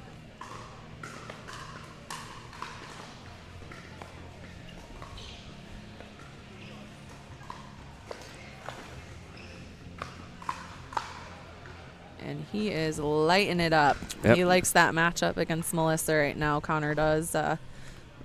Melissa Kildo. As we watch this match, we will go down to our stats guys, Jeff and Pat, and see what they have to say about our number 8 seed taking down our number 1 seed. Once again, that was a pretty great match there. They were down, I think it was 10-4. Yeah, and then they something came like back. that, Yeah. We had a match point serve out by Julia, and then they came back, won 7 points in a row, kind of brought it up closer. A few more errors brought it even closer. They tied it up 10-10. What a phenomenal match. I thought they were going to pull it out, but a couple errors right at the end there that really just... Yeah, really unfortunate. Yeah, it seemed like Rick and Nancy finally found their groove there at the end and, got a couple of unfortunate errors from Julia and Sam just to stay alive there. I was hoping for a game 3 so badly there, but Sam and Julia just played out of their minds. That's the best I've ever seen those two play, and it was incredible. They were just all over the place. Julia's resets were amazing. It was absolutely insane to watch this in real time. And Rick Witsken, what a character. He had me cracking up here. That was so much fun. Yeah. So. Welcome to Rick's antics. He definitely kind of plays with the crowd, plays to the crowd. Definitely a fun guy to play with. You kind of finally seen him come to life. And if he would have brought that a little earlier, I think we would have seen Game 3 for sure. But it was a fun game to watch, and congratulations to Julia. I know that part of this goes to the fact that she knows her mom's game really well, and I've been on the courts with the two of them many times, and just to see how they compete with one another. I've not seen Julia play this well ever. I really haven't. Yeah, she has really sharpened her game. I was astounded. We watched her play here a month or 2 ago as well, and she was always really good, but today she was outstanding. Yeah. And nothing taken away from Sam Trent there either. He was just on fire. He could not miss. He applied great pressure. He had big shots, big backhands. He was everywhere he needed to be. Sometimes a little too much, but kudos to both of them. They pulled out a great win here in round 2. Great. Back to you guys. Thank you, Jeff. Thank you, Pat. We'll check in again with you throughout the night. And we will head down to Soph as she interviews our 8 seed, Julia and Sam. We can look at the camera. You can look at me. Whatever works. We are live. I'm here with Julia Henderson and Sam Trent. Congratulations. You are the 8th seed. You just upset the number 1 seed. Daughter overtakes mother. Did you think, in all honesty, that you guys were going to win going into that? I didn't know what to expect. I mean, Rick's a great player. I'm just glad to get a chance to play against him, be on the court with him. Nancy is also a wonderful player. She wins a lot of stuff, too. So Julia had pretty high hopes, but... Yeah, she didn't even have a strategy. She just said win, right? No, I mean, obviously it's always a tough match, especially playing my mom. But Rick, like Sam said, he's a great player, and so is my mom. So I got to talk a little crap, Okay, so game 2 there. We got to talk about how many match points were given up. I believe it was maybe like 4-10. And then it came to 11-13. Do you want to comment on that, Sam? Oh, I mean, I knew he was trying to mess with me, and I was just, apparently it worked. I was like, he's just calling timeouts, trying to get in our head, slow us, get us off our rhythm, and I guess he did. But Yeah, it's that wisdom, right? yeah, the double ATP, my eyes were maybe a little too big to end it on that one, and then I botched it, and then next thing you know, it's a game. So Yeah, fair enough. Sam, I do want to let you know, I did look at the stats. You had 21 unforced errors, the most. You also had 18 winners, the most, and 15 speed ups compared to the next closest of Rick's 5. Do you feel like you felt that from your partner in that game, like his intensity there? From Sam? I mean, at the end, I was getting a little nervous. I think we both were, but, we pulled through, so. Yeah, it seemed like you guys were really putting on pressure, and then you kind of eased up a little bit. How did you like those last 3, though? You killed it after the timeout. Did you guys have a talk?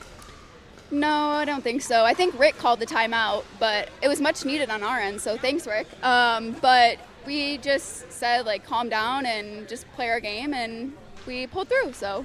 Awesome. Well, I'm really excited. You guys are going to be playing Monica and Nick. Actually, sorry. They are still playing. I spoke too soon. Whoever you end up playing, it will be a really wonderful match to watch.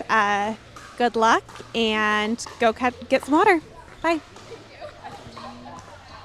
Thanks. So congrats to Julia and Sam. She did speak a little soon on that, but our 5 seed is at match point here, although They got the just side got out. a side out. Yeah. So 4 seed Kristen and Jordan serving now to catch up down 6-10. Oh, great Scorpion by Monica. Win there.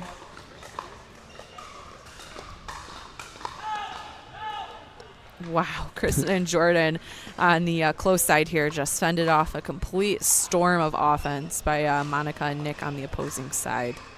Then on the other side, the right side of your split screen, our 3 seed, Leah Tauber, Ian Yee, win the first one and are up now 8-3. And they're just looking like a powerhouse out there. Really fast games, really good movement on their balls, causing a lot of missed or changed shots coming off of the other team there. Yeah, very solid. And both too good. Both move extremely well, very quick. Yes, good footwork, which is a huge part of pickleball, and a great skill to take from the tennis court over to pickleball is the footwork for sure. Okay, let's see here. Okay, so our 8-10. number Do we get a 4 timeout? seed. I think our 5 seed took a timeout there. Yeah. We're going to come down here to court 5, where Our number 2 seed, Erica Benting and Connor Mogul on the far side of the net are taking on Melissa Kildo and Jaron Faltanowski, who are now serving to tie up the game 2 here. yeah, I think they were down 5-1 or 5-2 here. And they will do it. Yeah. Never an easy out with these two, Jaron and Melissa. Both hit with a lot of power, have good all-around games, but can really put a ball away. So And Connor and Erica will take a timeout here, our number 2 seed, and let's head to one of our other matches. Let's see. No one is currently playing. everyone's on a timeout. It's a wait. Court 2. Group court two. timeout. Here we go. Maybe? All right, the comeback continues here. This is Jordan DeWeerd about to serve it at 8-10. I still think they're on the 1, correct? I do not know. I think they are. Sounds good. Not sure about that one.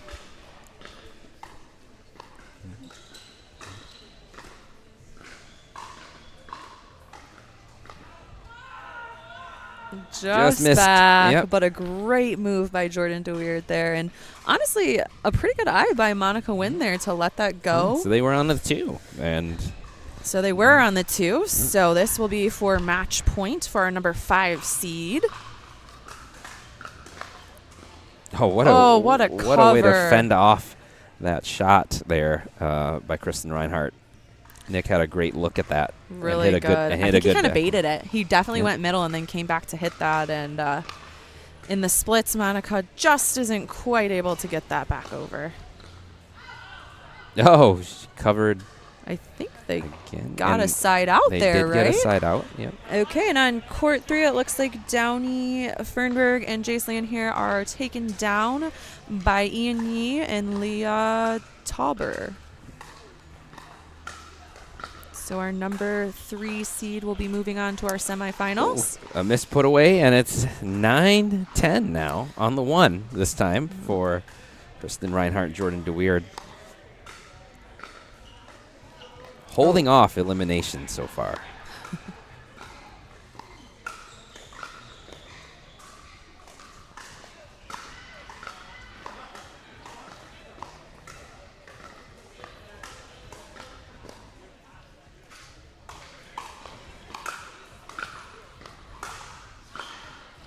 What else can you say about that Kristen defense? and Jordan just played that entire point from mid-court to the back line. It looked like they were drilling. Just stand here and just block everything back into the kitchen softly and wait for them to make a mistake. And that's how we're going to get to 10-10.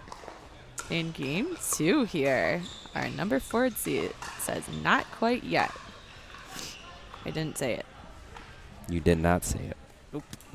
I said nothing. Well, they still have another serve, and it's 10-10-2.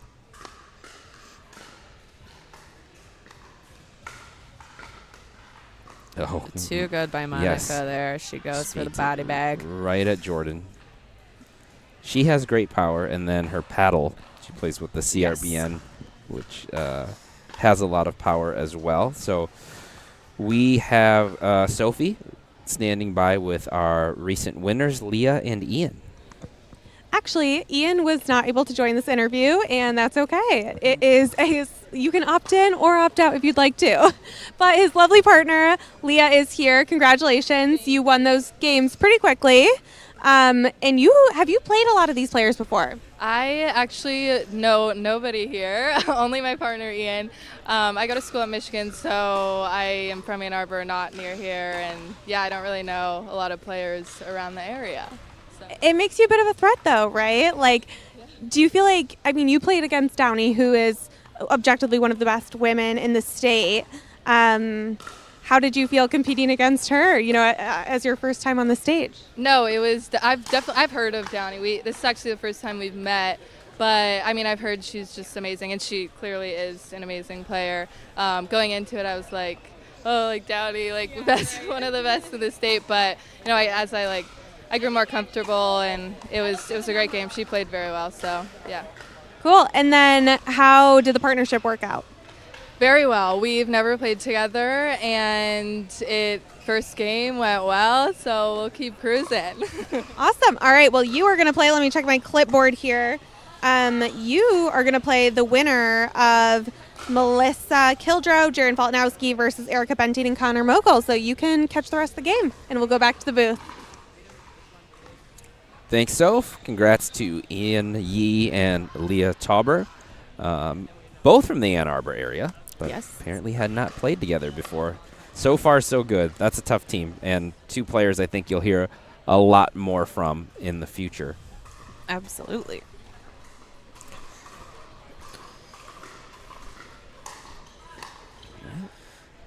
Court 5 is going to be headed to a game 3.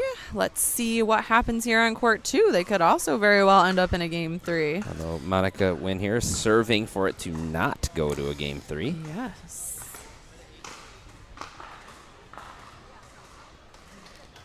Jordan swats away that attempt. They will get the ball back at 11-12-1. Thanks. Quick shout out to our sponsor, Jam Stretch and Fitness, located right here inside of All In Pickleball Gym.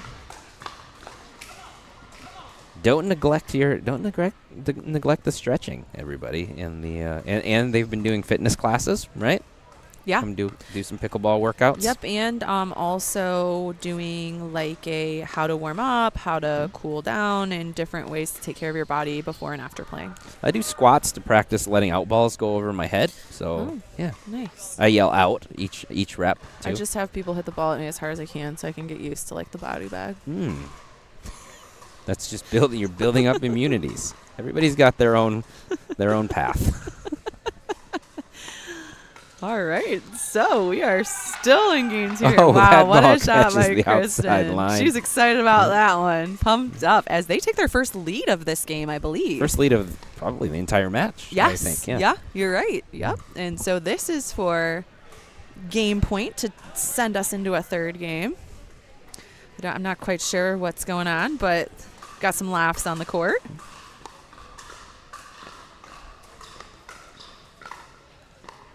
We'll never know. Just court 2 antics going on strong. Oh, what a oh shot. my gosh. Oh, jeez. And there it is. Game 2 on or game 3 game on court 3 on 2 in a 14-12 middle game. So court 2 lives up to its reputation. We got to come up with a nickname for Dude, court 2. court If you have a good nickname option comment for that, down throw below. it in the My throw it in the goodness. comments. I mean, we've got some comments tonight, but we help us out. Let's name court 2 here. Speaking of game 3s, this is the start of game 3 for court 5, where our 2 seed Connor Mogul and Erica Benting are taking on our 7 seed Melissa Kildrow and Jaren Faltanowski, a team that we usually never count out of matches because they can flip a switch at any time and come back at ya. And switch got flipped in game 2. Came back after losing game 1 to win 11-5. And there's a quick point. Lots of net cords tonight. Net cords staying into the court, I should say. Oh. And Connor puts that one away with one of his favorite shots of a backhand. 2 backhand heavy players on this court, actually. Yep. Jaren and Connor. Jaren with a This is Jaren's softens it. backhand Yep. to the backhand, as we were just speaking about. He's like, I saw what you did with that high ball, and I'm going to just spin this one at your feet. So Erica Benting in the green skirt also plays with the new gearbox.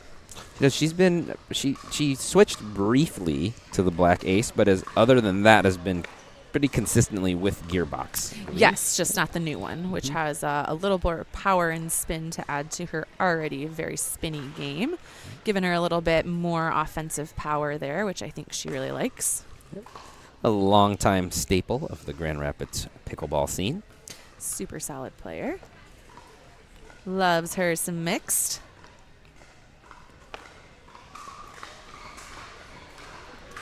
Really good serve there from Erica.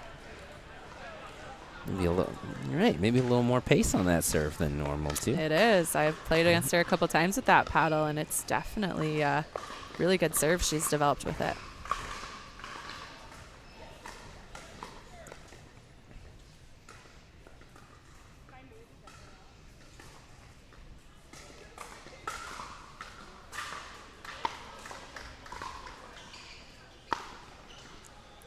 And that will be a side out there, but not before our 2 seed is able to put a couple points up on the board as they were down 0-3 to start game 3. Here is another game 3.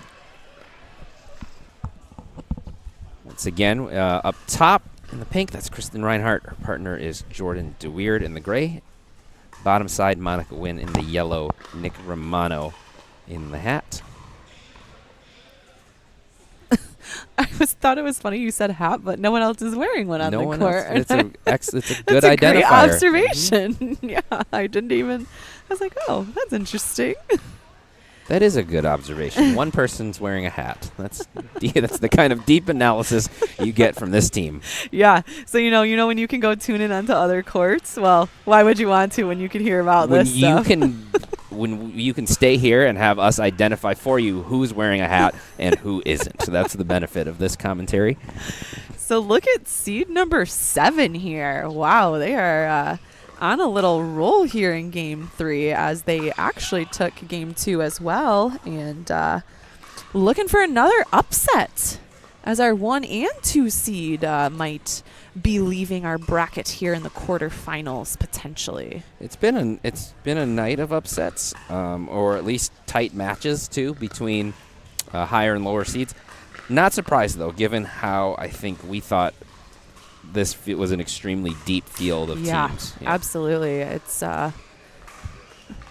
obviously the brackets are made by duper ratings and a little adjustments in there, but it must be tough to make a bracket with the talent level that is here tonight. I mean, anytime you have anytime you have Sam Trent and Julia Henderson as your 8 seed, that just tells you how deep exactly the field was. Even with Adeline and Zach, I mean, they both have, I think, decent dupers, and they were the 11 seed. You know what I mean? Like, that's wild. This is a stacked field. We're told that Nick Romano, who's hat guy, he's wearing a hat. He is a duper over 6. So. I think Ian actually has one that's very close to 6, if not in the doubles 6s. or singles or both. I'm not sure.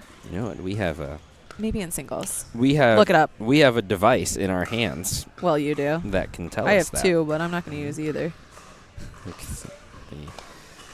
So.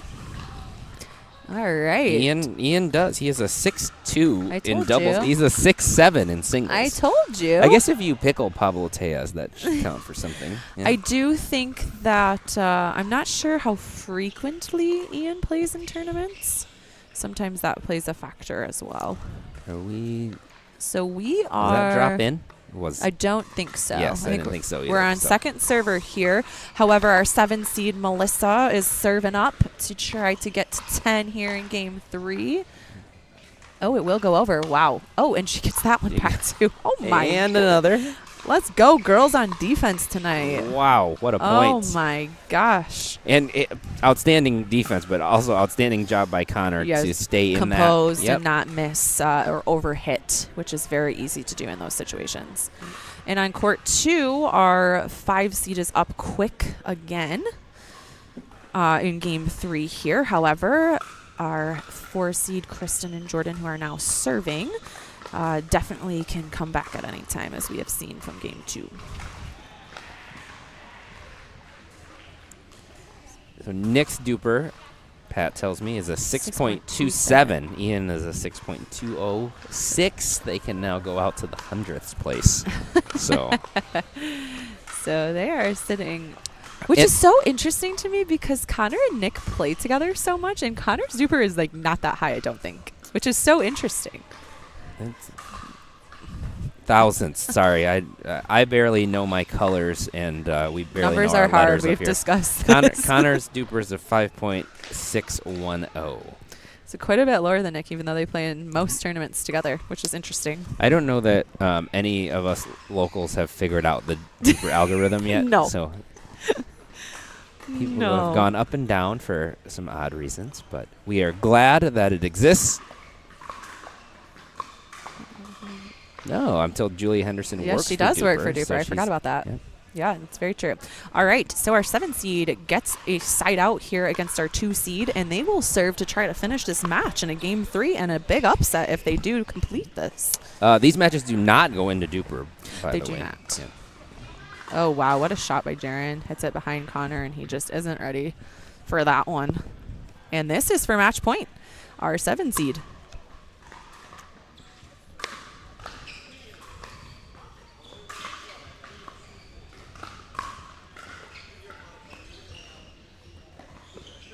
And there's that offense that we were talking about from Erica, as she just goes straight at Jaron 3 times in a row and gets the second serve. So 1 stop completed. Will we see a comeback like we saw on Championship with our 1 seed? Maybe. And It's if it's alive. going to happen, it's going to happen now. This is a very similar situation, just a game 3. And Connor plays with the Selkirk, and he's got the Selkirk shirt. He is on Team Selkirk. Yes, he That's is. not just a fashion statement. He's part of the team. I believe he's playing with the 006, but I call it the shovel. Looks like a shovel to me. So Erica goes through the lob there, and Erica's lobs are nasty. That one just didn't quite get up and out of Jaron's reach, and he's able to put that away. He's played with her a lot. I think Yeah, he probably kinda read it a knows little that might bit. be coming. Oh. There's a point. And so no damage done for Jaron and Melissa as they go for match point again here. He hit Connor right in the Selkirk. Right in the middle of it. The shirt one, not the paddle one.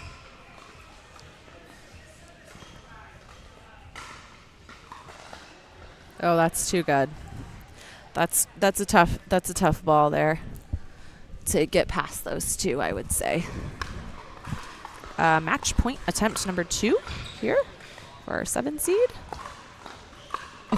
Oh my gosh, I thought he had him beat. I thought so too. Wow, Connor read that It so well. looked like Melissa got behind him for a minute there too, and he just poked it, and we're still playing pickleball. Still kicking. And a shocking update on court 2. The game is extremely close in game 3 per usual. It is. I will remind you, both of these games are quarterfinals also. They are. Yeah, we still got a lot of pickleball left to play here. Oh, too good by Connor as he steps in there and beats Jaron down that line. And they will move up on the board here.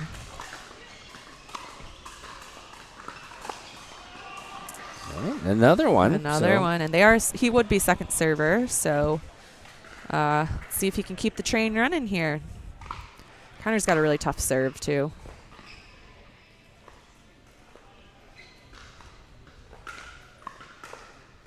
Oh, tough shot. Caught Erica a little bit by surprise with that one going up high. Yes, I don't think she was ready for the higher ball. And another opportunity at 10. And there it is with a big rip by Melissa Kildrow as the 7 seed takes down our number 2 seed. So our 1 and 2 seed are out, They're and the out. bracket is wide open. It is anyone's game. 4 is up against the ropes a little bit here. So 4 is. Our 3 seed did move along. We'll see what 4 does here. Oh, great defense. So good.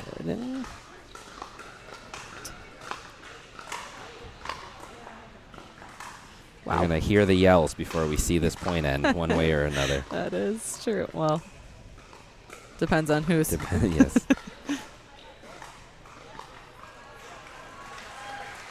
No yells. Big round of applause Big from round the of crowd. applause. We got lots of people tuning into our favorite court 2. Why wouldn't you? You know what? If I ever watch one of these games not from the booth, I'm just going to go plant in front of court 2. I know that's where it's at.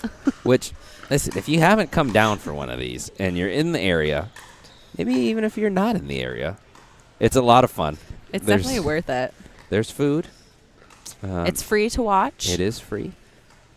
Really, really great talent. I would say, especially if you're not in the area, but you see a bracket with 12 teams. I mean, that just gives you so many opportunities to see people play that you might not typically see play, and super high level, super well run events. And you know what? You can get online and see if there's a court available afterwards. You might be able to hit a few balls while you're here. That is true. There is discounted rates here at All In Pickleball Gym at PM starting after 10, I believe. Tori will sign your arm, maybe. I will. Ask nicely. I will air sign anyone's arm. Just ask Downey. Some of our crowd here getting Monica and Nick getting some advice from Terrence down there. As we see if they can close out game 3 here. They were in a very similar situation in game 2. They were. And you know what? We gave Ray a bunch of love. We got to give love to Bob Trout. Is Bob down there? Yes, okay. He is reffing on this court. We would be remiss if we did not mention Bob in the blue hat. Repping the BCO hat there. Longtime player, longtime coach. Yeah, coaches a lot of people. And I think annoying misdirector of the ball.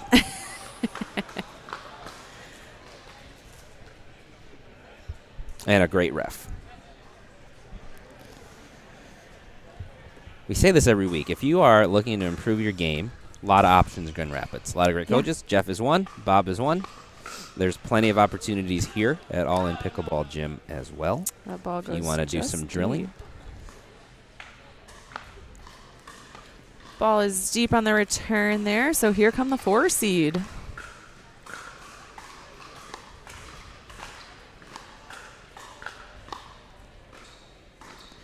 Kristen is such a strong defensive player. You can tell she has a big basketball background, as you can see how she approaches the net in a defensive stance, Yes. typically, and really takes her time with things.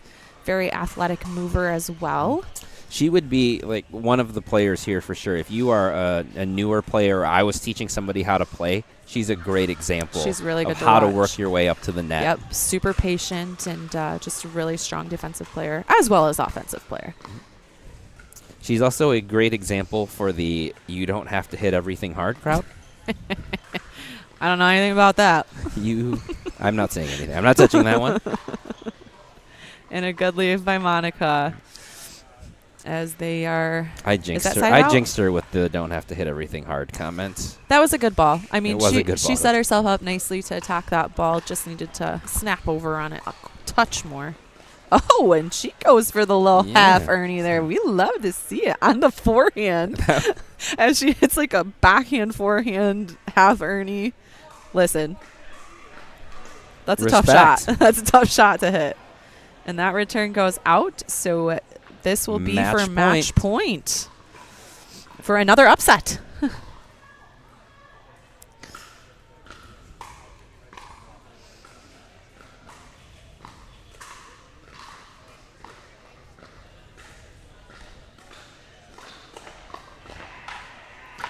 Monica leave that one up just a touch high, and they get a side out. Match point saved. Match point to saved, and here comes the 4 seed.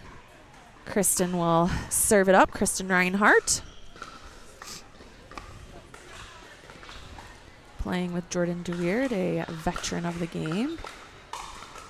Fending off these balls like it's nothing. They're firing them at him.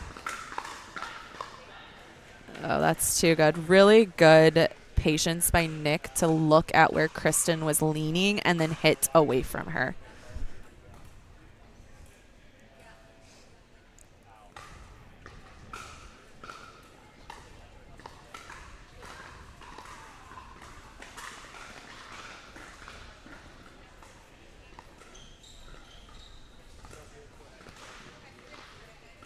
Nick really playing the matchup with one-on-one with Kristen really strong here. We're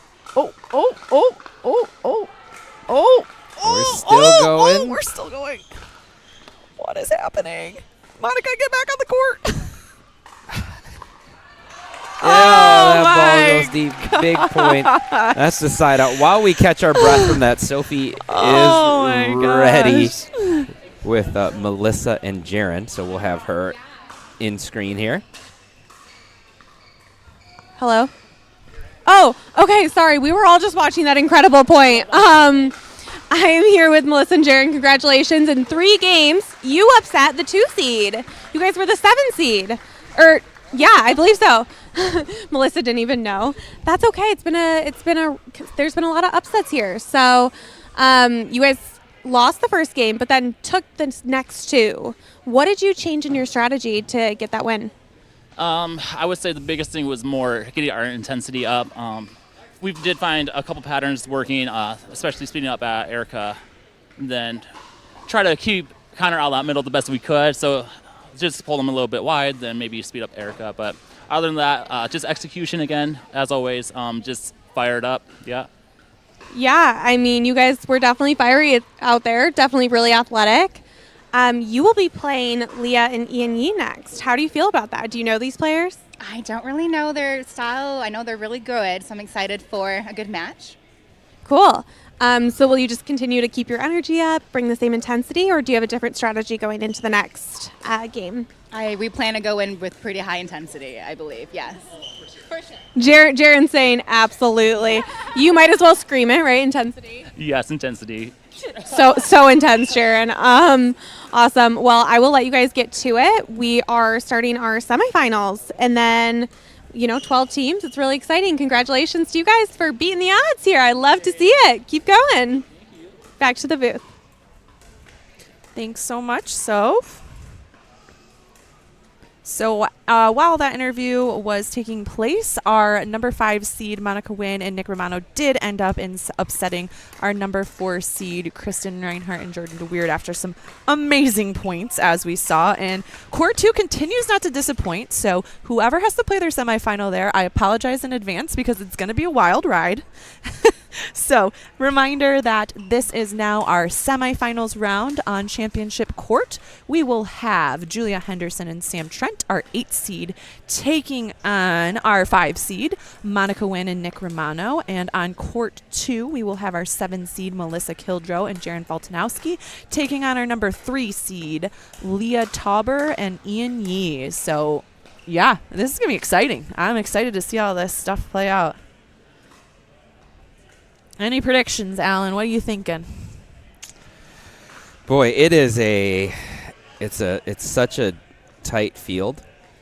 Can I see your bracket so I can? Yeah. Yeah, I want to see where we're at with this. I think I said in warm-ups that I really liked our way our 3 seed was playing, Ian and Leah. So I'm gonna kind of stick with them. Yeah, and they are our highest seed that will be moving on. And then on the other side of this. The way that Sam and Julia played in beating our 1 seed and our 2 senior pros, hard to go against them right now, I think. They are definitely on fire. Yes. They had a little bit of a break, so we'll see if that affects them at all, although they are already out here warming up. So I think, I don't know. Yeah, I think I'd like, I don't know. It's tough. So that's my prediction, but obviously, as we've seen tonight, anything can happen. We did not think these would be the seeds that would be here. Brackets busted once again, and so these should be very exciting. I like these matchups too, as I think Sam and Julia are a pretty offensive team, and I think that Monica and Nick are going to be a very good matchup for them, as they are really good at defense and also turning defense into offense. Yep. As you'll see, Sam definitely likes to speed up the ball, and I think Nick counters really well off of that. So I think that is a fun matchup to watch. And for our other bracket, and in our other bracket, I'm excited to continue to watch Ian and Leah play, as they are, again, a super, super offensive team, and will definitely be putting on a tough showing here against Melissa and Jaron. However, I will say, with all of the unfamiliarity on that court, I know Jaron definitely has a different shot selection that people don't necessarily know how to play as well against. So we can see what he can do there, and we will head down to Soph as she interviews our winners.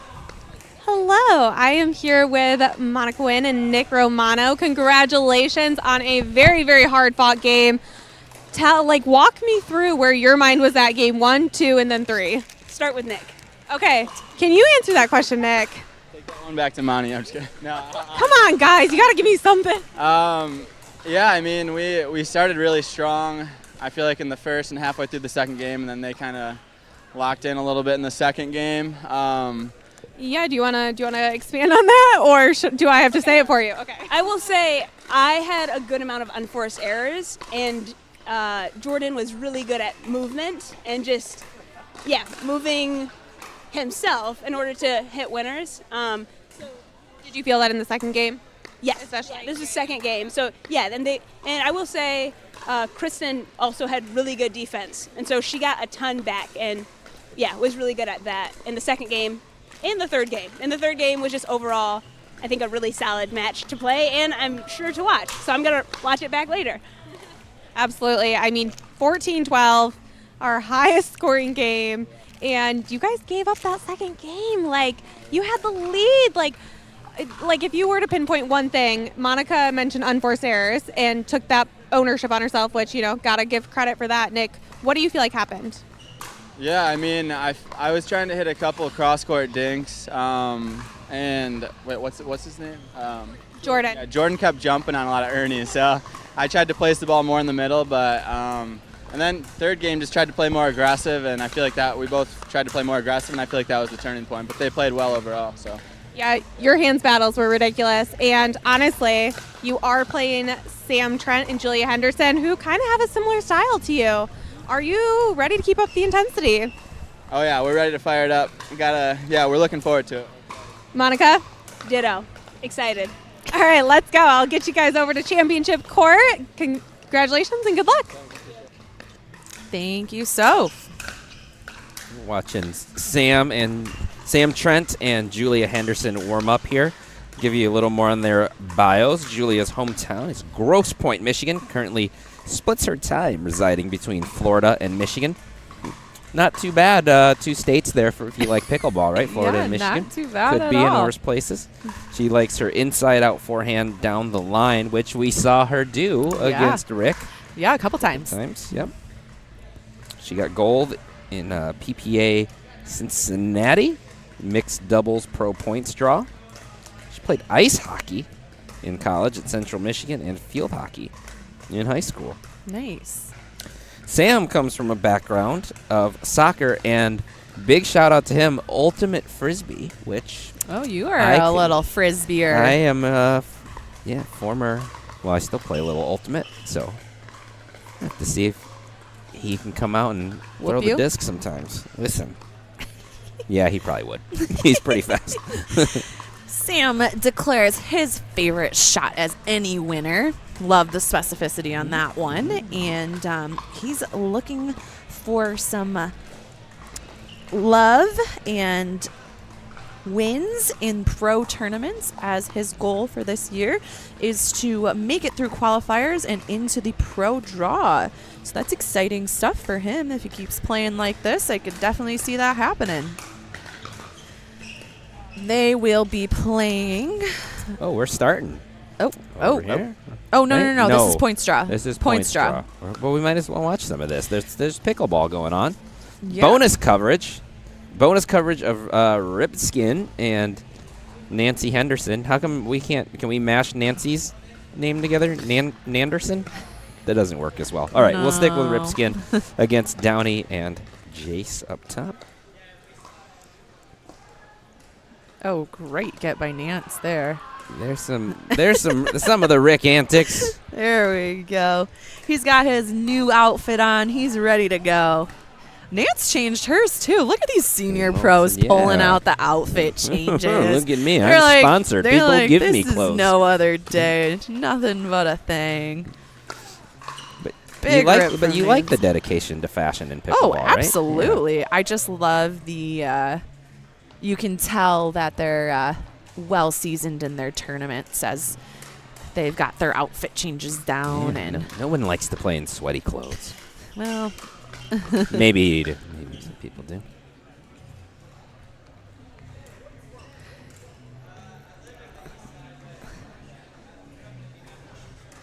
Downey and Jace on the court here, still working on their partnership strategy, it seems like.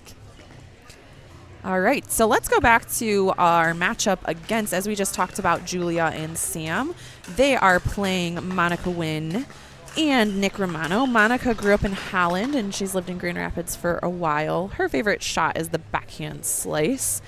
And she was a collegiate tennis player. Actually, her and Nick, her partner, did play at Spring Arbor. Spring Arbor. Connor thank also. You. And Connor also. Yep. So she played a lot of sports, though. She's been playing soccer the last couple of years and ran track, was a dancer, played golf and basketball. She's done it all.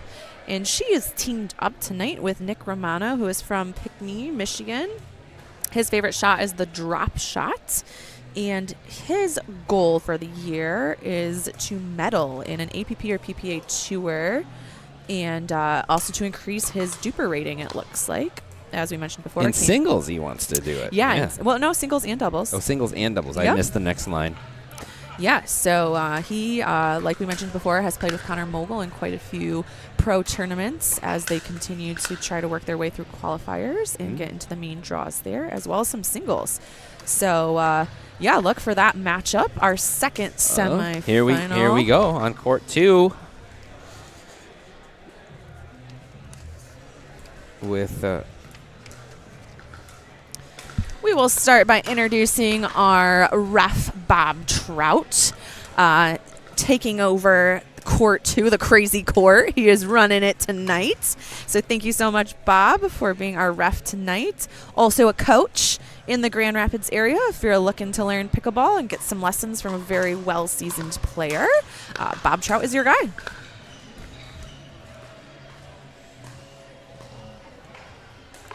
And off to a good start for our 3 seed Ian Yee and Leah Tauber.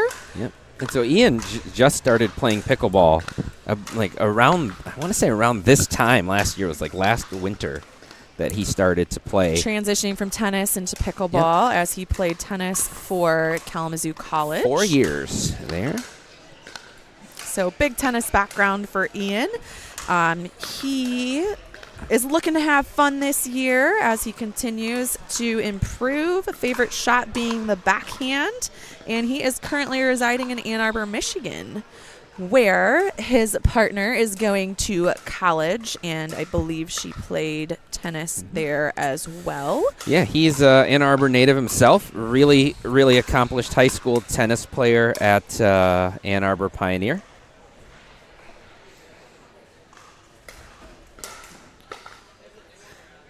So she does not play tennis at Michigan, but has dabbled in some volleyball, which we do find. And I think has tennis in her background, maybe, but not. I think so. Yeah, but not in college. Not in college, yep. Yeah. And but has played some volleyball in the past as well, which we know volleyball players make very good pickleball players. Really good defense, good footwork. Her favorite shot is the poach. Don't see that one often, so look for her to move around and get in there. She's from San Diego. And I think when you're new to this game and you come from tennis, you might think it's all power.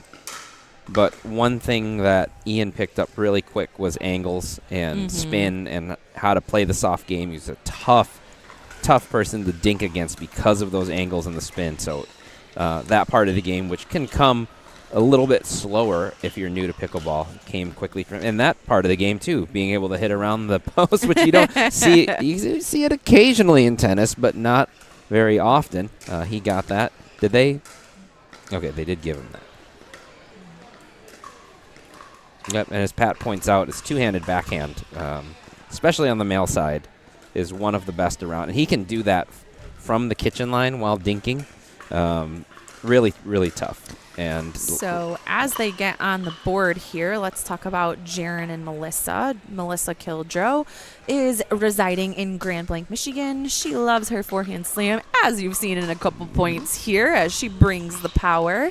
She came from a tennis and soccer background and is looking to play more tournaments this year as she continues her pickleball journey. I know she's got some kiddos at home too, so one of our moms that plays out here. Jaren Faltanowski is her partner. We've seen Jaren quite a bit growing up in Grand Haven, Michigan.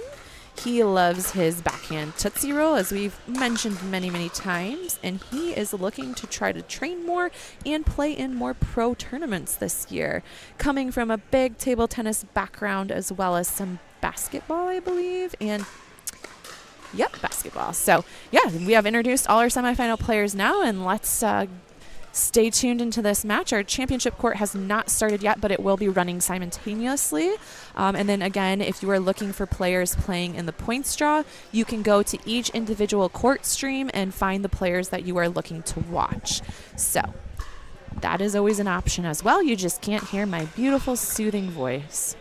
And Melissa is really bringing the power here against Leah, and it seems to be pretty effective right now.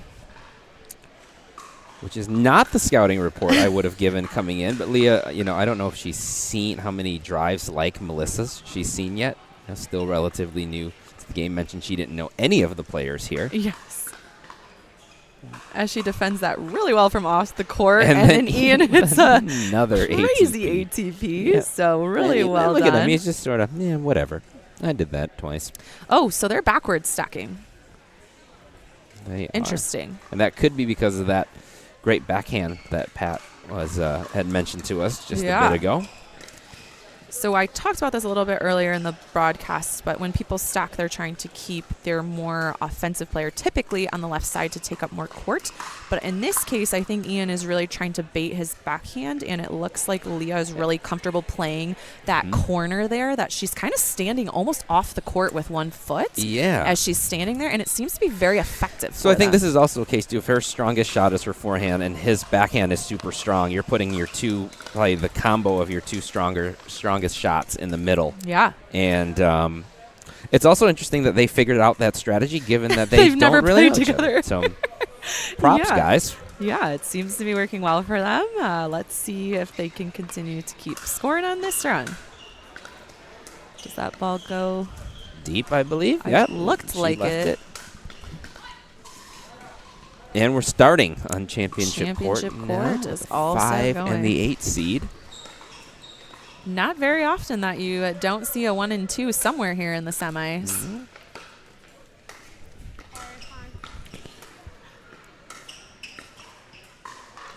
Oh, nice drop.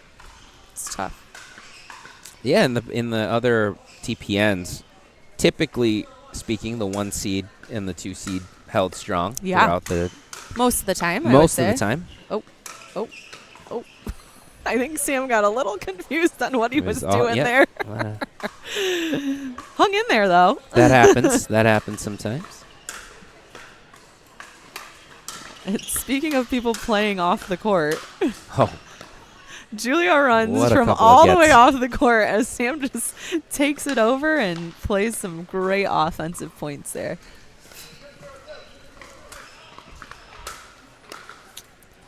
Good call by Jaron there on court, too, as Melissa goes to attack that ball, and he calls it out pretty early. And Monica caught that off the net.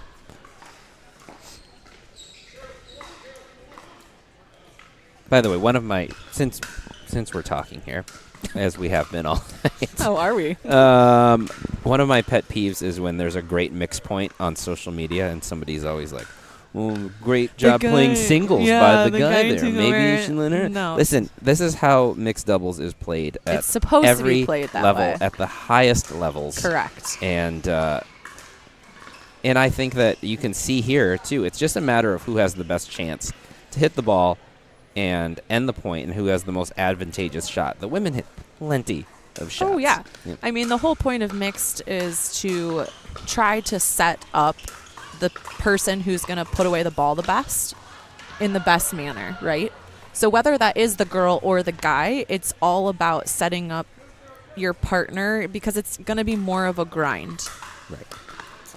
And often those points are involving women who are the best female players in the world, and they're moving out of the way because they know that the guy is going to hit a better put away. Exactly. Yes. And so, listen, if Catherine Parento isn't complaining about it, then you shouldn't either. Nameless Instagram account. So there we go. So that's what we have to say about that. That's it. No, I agree. And listen, here's the thing. If you don't like it, you don't have to play mixed, right? That's right. And you don't have to watch high-level mixed if you want to. No. So, there is gender in this sport as well as singles. So if you don't even like people, just play singles. We're also going to go to the stats team in a little while to make sure that Tori and I are equal on number of words spoken throughout this broadcast, and neither of us wants to take more of that. Well, I mean. You do. Okay, yes. I get it. Which is that's why I'm not playing on mixed night. That's that could be. I didn't want to say it. Oh, just kidding. But really. But anyways, let's see if we can get it back on split here as we check in on court 2 as they started a little bit earlier. They've kind of been on a steadfast on points with a strong start, but kind of just staying at a similar score, maybe 1 or 2 points, give or take. Have we figured out what Leah's playing with yet? I actually think that might be is it a 6-0? I truly don't know. Really good series by her there, though. It is a diamond. Yep. Wow. Jame Martinez, Vitch. Great call by me. Huh.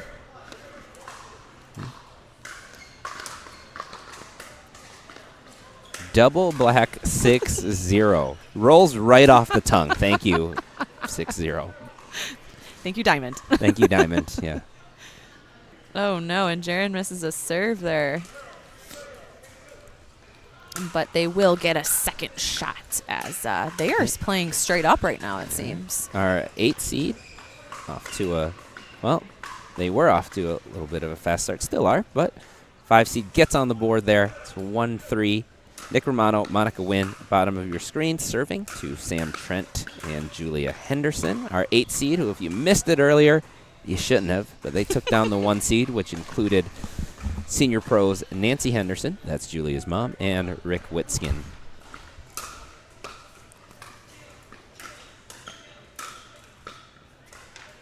Really good patience there by Nick to just roll that ball at her feet instead of hitting it to her chest where she's been playing outstanding defense all night. She has. And that's right, almost on cue. We were talking about his two-handed backhand, and Ian just rips a winner down the line. Now, I would think that that shot wasn't covered because you don't play a whole lot of people who can hit that shot. That is correct. But so a side out there and game point. Will Court 2 live up to its earlier billing? And we'll get a comeback here from the 7 seed. Oh, really there was good that. hands. Yes, there was that sneaky speed up we were talking about. And they were sitting on it and that they time. were ready. Yep. Yep. That is one thing about pickleball. Yeah. Usually you can get away with it until you can't, and then you just got to switch it up. It's one of those don't fix it until it's broke, but once it's broke, don't keep doing it. And really good speed up there. So this is interesting, and I was going to say something about this. Jaron and Melissa are now staying or stacking opposite to keep the cross between the two girls. So see if that adjustment was starting to work. Ian, yeah. And to, as I say girls, I obviously am female, so I watch the women a lot. But the guys, I think, are the primary target. They want to keep the cross between them, and they want to keep Jaron in front of Leah, and that's why they're making that adjustment. And it's starting to work a little bit. See, here. look at Jaron saying, "Stay over there," Yeah. to Melissa right there. Yeah. And she's like, "I don't want to do that." She's like, "I like playing the right side. Let me do it." Oh no, they're the Okay, wrong here server. we go. That's Okay, why. That's okay, why. okay, No, I was like, okay. that's a little bit of dissension in the ranks, but they just had the wrong server. Oh, no, and then after all that, it's tough. It's easy to do that when you have the wrong server. You're moving some things around. It's just good to ruining take the it. flow for you. Yep. All right, so that's Ian Yee serving for the first game.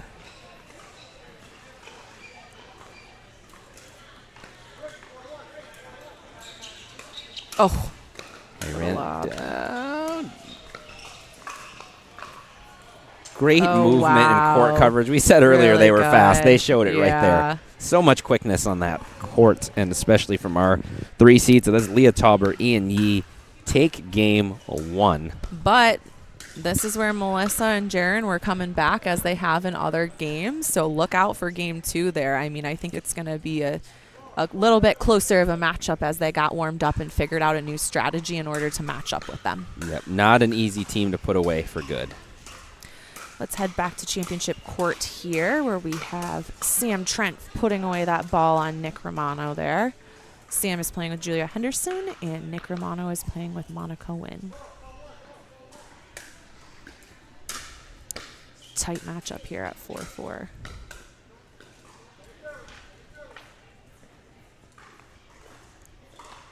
We've been playing on this court for a long time for it to be 4-4, too. Yeah. So this is going to... I think they're trying to still in that figure out phase, you know what I mean? So you just join, lock in. This Thursday night, we're going deep. We're going yeah, the distance, baby. Yep. I hope everyone took a delayed start tomorrow morning. That's right. Oh, man, last time we almost got to late night pickleball.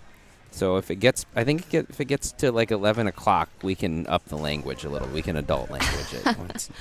Just comment in the chat if your kids are put to bed, and we will. We can figure it out from there. This is interesting. It probably has nothing to do with anything, but I would say the amount of missed serves today has been very high. It has been.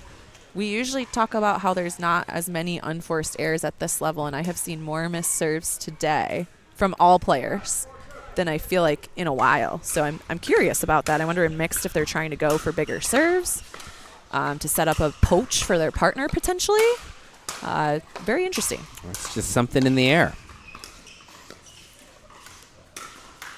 That was wow, another Scorpion. Baseline and then Scorpion to win it. Monica says, I didn't skip leg day. I didn't skip leg day. And I hey, got guess my what? massage on Wednesday. This ain't your mommy, Julia. Yeah. Look at how low she got on that. Great replay. And speaking of drops, Nick set up that so well with his favorite shot, the drop, as he hit a beautiful back spinning drop to get that poach.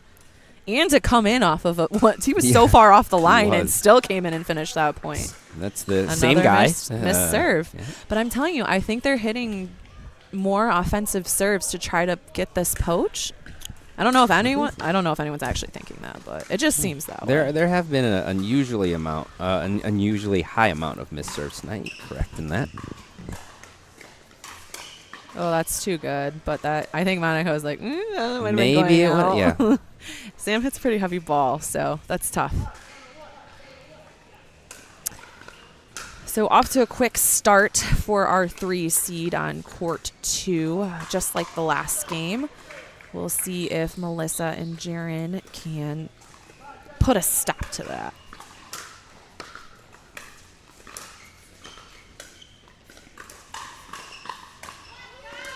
Really good by Melissa there to read that and let that ball go as well. Yes, it was. I think she's starting to settle into the left side. I don't know that she was planning on playing primarily left side in a mixed match today, but seems like she's doing a pretty good job of that, and the matchup might be working. Yep, she's rolling with the punches. So it's 6-7 now, our 8 seed, Julia Henderson, Sam Trent, getting a little mini run here. 6-7-2.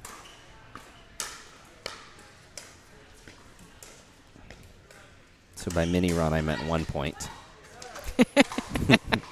The miniest of the mini. Hey, 1 point matters. Yep. All points matter All in pickleball. points matter. Even the points you don't get on the scoreboard, but the side outs, everything matters.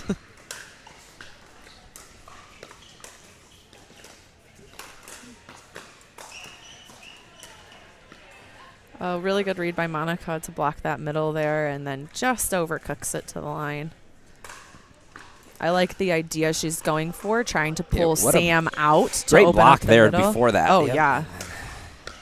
Which I think is a good strategy to try to separate maybe a newer partnership like Julia and Sam and get that middle kind of open, as the movement might not be quite cohesive at times.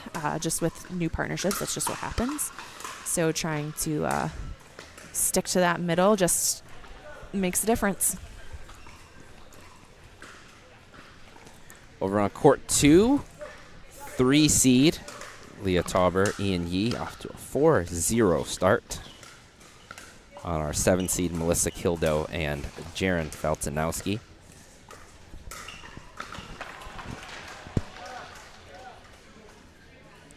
I had a feeling this 3 seed was going to be pesky. Yeah, they're tough.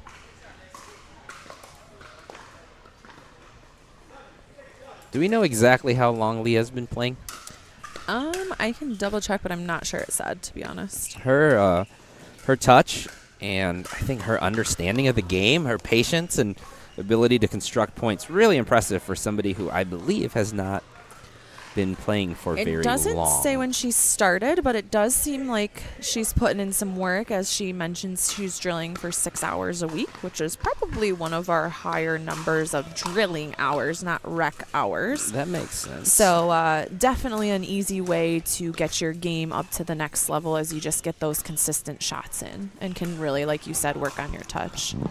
Oh, wow. What a point on Championship. She does have long-running results in Duper, so it doesn't look like she's as new as we thought. She just happens to be young, but she's been playing pickleball at a high level for some like time. a little while here. Okay. Yep. Well, that makes sense. At least since 2022, she's got results in Duper. Oh, okay. Yeah. Wow. And there's that backhand flick from Ian again. She also played in Duper's Collegiate National Championships. Oh, fun. She played in that down at Dreamland in Dripping Springs, so she was part of that. Super fun. I think it's awesome that colleges are starting to make teams and send them places. I think they it's were great. just in Indianapolis for an APP college. It wasn't a Duper match because I think those are like rally scoring, but they did have like a collegiate type of tournament there recently as well. There's some discussion of starting that up even at the high school level as a club sport. Oh yeah, that'd be awesome. See if that comes in. Some of them, my favorite times in high school was playing high school tennis, and same. Yeah, I played football, some other sports, You and played football? I did play football, and my fonder memories are tennis tournaments. Yeah, I had a lot of fun at tennis. That was always my fun sport. Everything else That's was stressful. exactly. Everything That's else what I'm is saying. That's what I'm stressful. saying. Tennis was my fun sport. Yep. All we right. weren't a tennis school, so that was the fun sport for everybody on our team. There was no And pressure. Monica gets another really good look at that middle ball that she likes. Oh, Yeah, and dance. she does come from a dancing background. We saw it there. Very, very dancey. You know, the twinkle toes over there. And they have a game point. Oh, wow. Wow. Hey. That's all we could muster. And a wow. I don't have anything to say about that. Those, if you're wondering, Run that back. those utterances are good things. That means good things happened. Yeah. My goodness. All right. If Tori and I just mutter a bunch of little noises, that means Here's the run back. There. unspeakably good point. Oh, missed the first one. But yeah, still really great point there played by everyone. So our 5 seed will take game 1 on championship court against our 8 seed. And our 3 seed, Ian Yee and Leah Tauber, are looking to close out game 2 here for the semifinal match on court 2 as they are serving 8-1 here. And Jaren is relentless there, targeting Leah's feet. She isn't quite able to get all of them back as the 7 seed takes the side out here.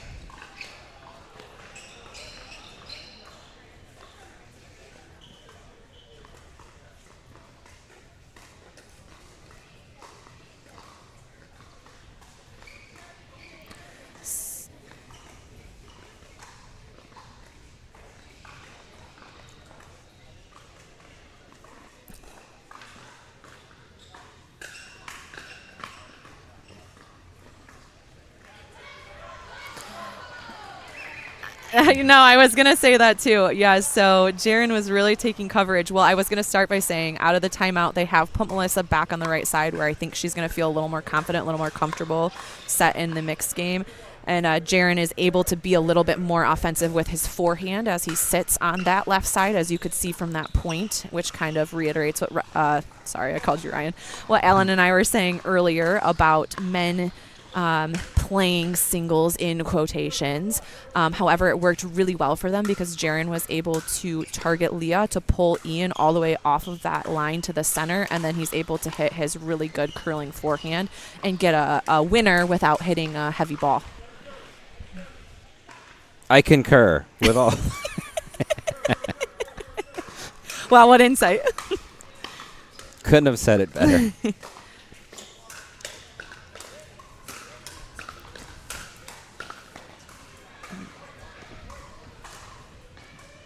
I just think that timeout change was to get Melissa a little more comfortable back into her mix and let Jaren really take up space there.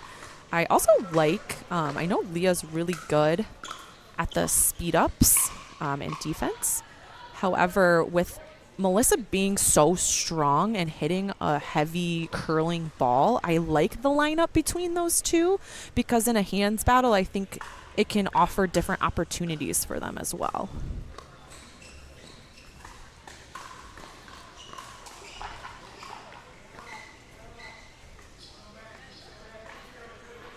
It's a tough ball. I don't know if it fully shows up at home to just how much Ian spins every shot he hits, including his dinks. And I know that paddle he's playing with, because I know people that play with that. It is a gritty paddle and really holds on to that ball. So it allows, I mean, he already has such great touch, and then it just really allows him to hold on to it for that much longer.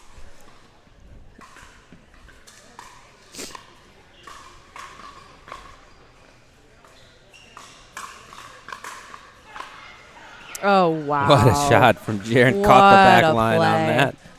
I think Jaren is really feeling a lot better on this left side, being able to take control and set up his angles, as that's what's been working well for them.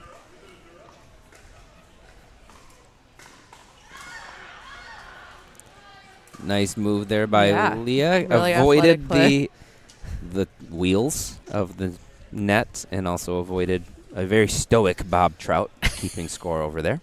Looked like she might have locked in, run into him.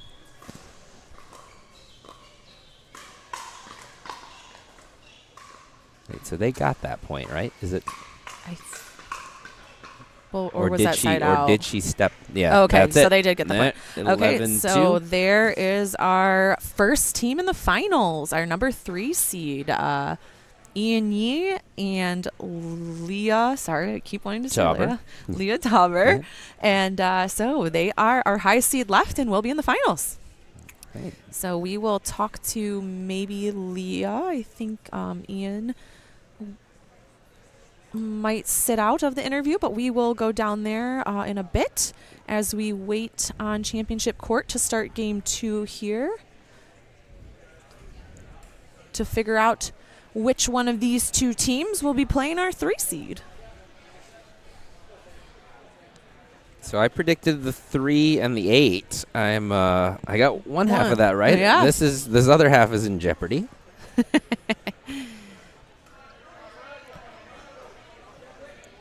Oh, okay. Monica and Nick are playing some really solid pickleball. Some of their defense is absolutely unbelievable. And their games complement each other very well. Maybe it's the Spring Arbor connection. I don't know. Spring Arbor does it right for pickleball Yeah. players. They are a pickleball incubator apparently, and they both play with the CRBN too. So all kinds of synergy on that team. Yeah, seriously. Is there a reason you don't say carbon? I think I think you are supposed to say CRBN, aren't you? Or do you say carbon? Oh, I always thought it was carbon. I don't know. I could be wrong. We will head down to Soph as she will interview our first team in the finals.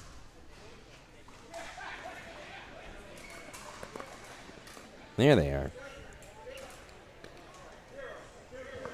Okay, I am here with Leah again. Ian has chosen not to do the interview, which we completely respect. Congratulations. You took that game, those games 11-6, 11-2. Tell me about the stacking. It's pretty unusual and mixed for the woman to stack on the left. Yes, it is. We, over the past few weeks, we've just been trying different things, stacking opposite, stacking, normally, but we just found that it was the best for us, and he's so strong with his backhand, and he prefers his backhand, so it just works well with both my forehand in the middle, his backhand in the middle. It's a good combo.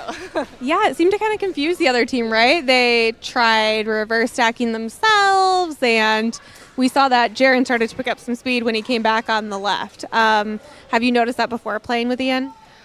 You mean like that it throws people, your reverse stack? Yeah. I actually think maybe it threw the previous team off too. I mean, if I was in their position, I'd probably be thrown off too, but I don't. Yeah, I guess it definitely does throw people off. Fair. And then, okay, who's the strategy person between the two of you, would you say, you or Ian? I let him take the lead on everything. I'm just here to play, and he's the brains behind it all. Have you changed your strategy between games you've played or players or teams? Yeah, here and there. Kind of depends on what's working well for us, what's working well for the other team. But I'd say, honestly, we've been pretty consistent with our strategy. But, yeah, it's been working out. So hopefully we'll keep it going. Cool. So the next two teams that are playing right now, they're in their second game.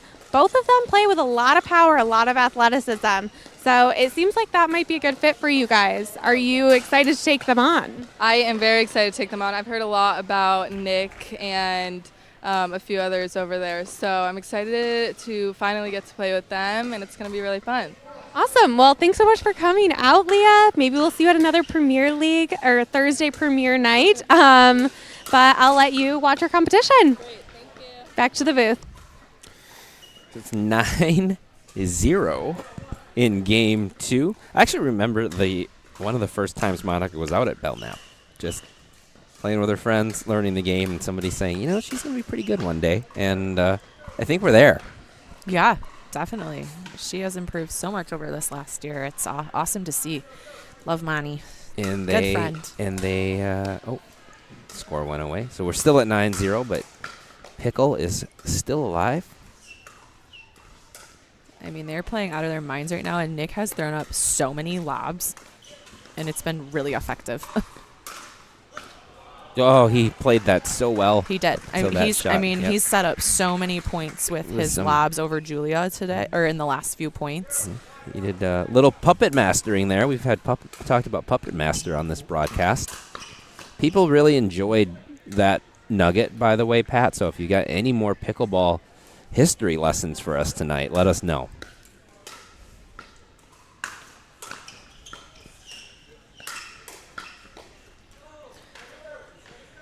I'd like to see Julia and Sam really get to the net more. I think they're playing off the line just a touch, and Monica and Nick are really taking advantage of that.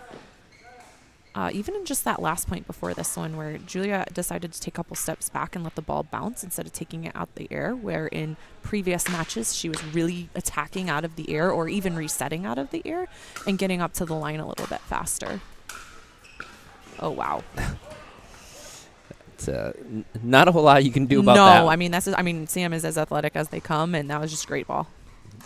The switch is hard. Perfectly placed.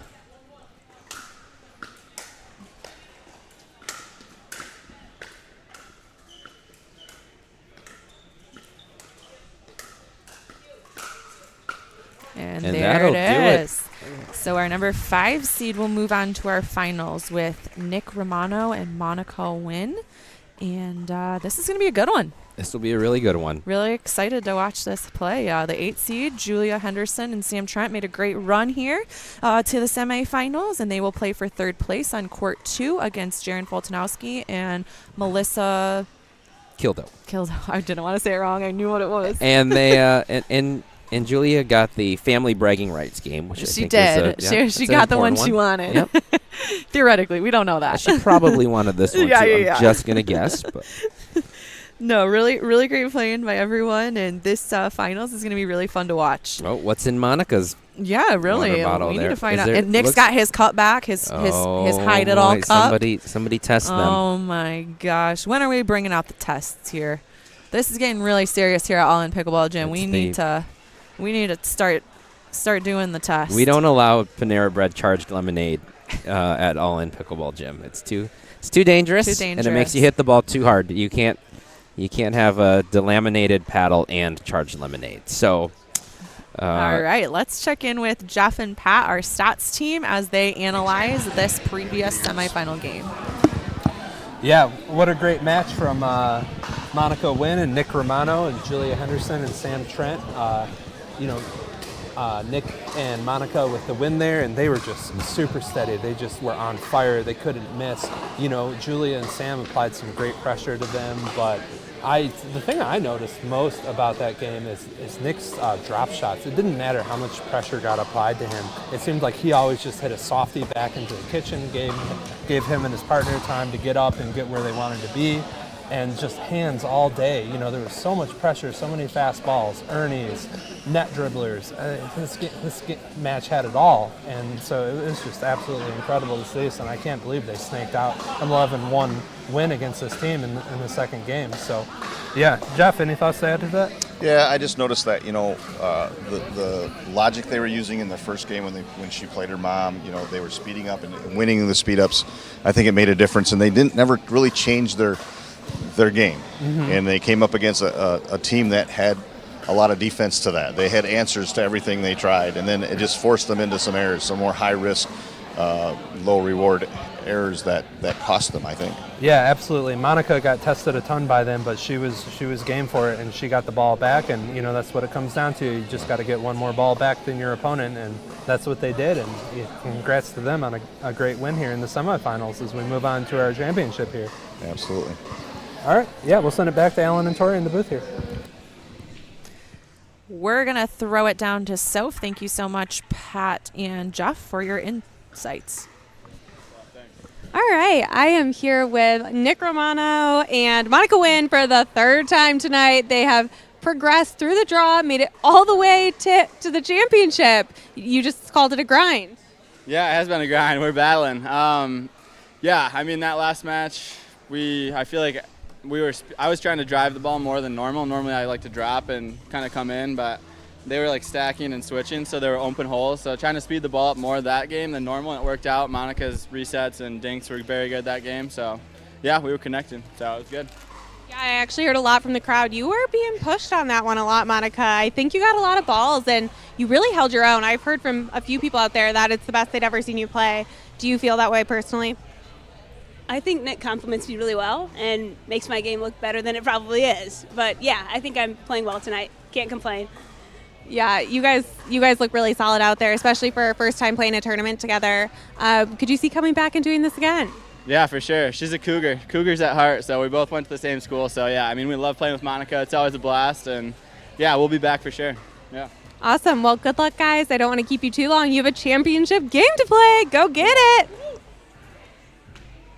Thank you, Soph, to clarify there.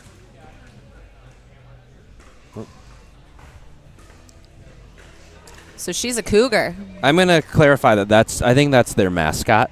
I just want those of you watching at home to not be confused by that comment. I'm going to say that's their mascot. Yes, and we're not going to extrapolate anything else from that comment. So, what are you thinking here for finals? I'm super excited to see this matchup.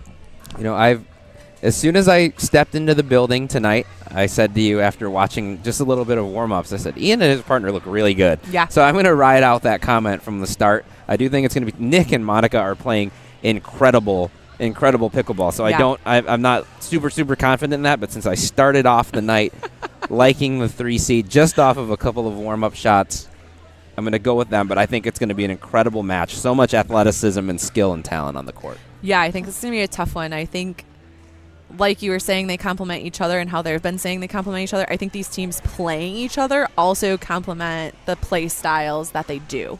So I think it's going to be a pretty close one. I think it's going to be a grind, just like everyone's been saying. It's been a grind out there, and I think Monica and Nick can really test Ian and Leah more than they have been so far tonight. I think this is a team that's really going to make them grind and play out points and potentially have to work more strategies. We will. I'm also curious to see how Nick and Monica are going to come out. How we saw Melissa and Jaren stacked differently to match up with the crosses.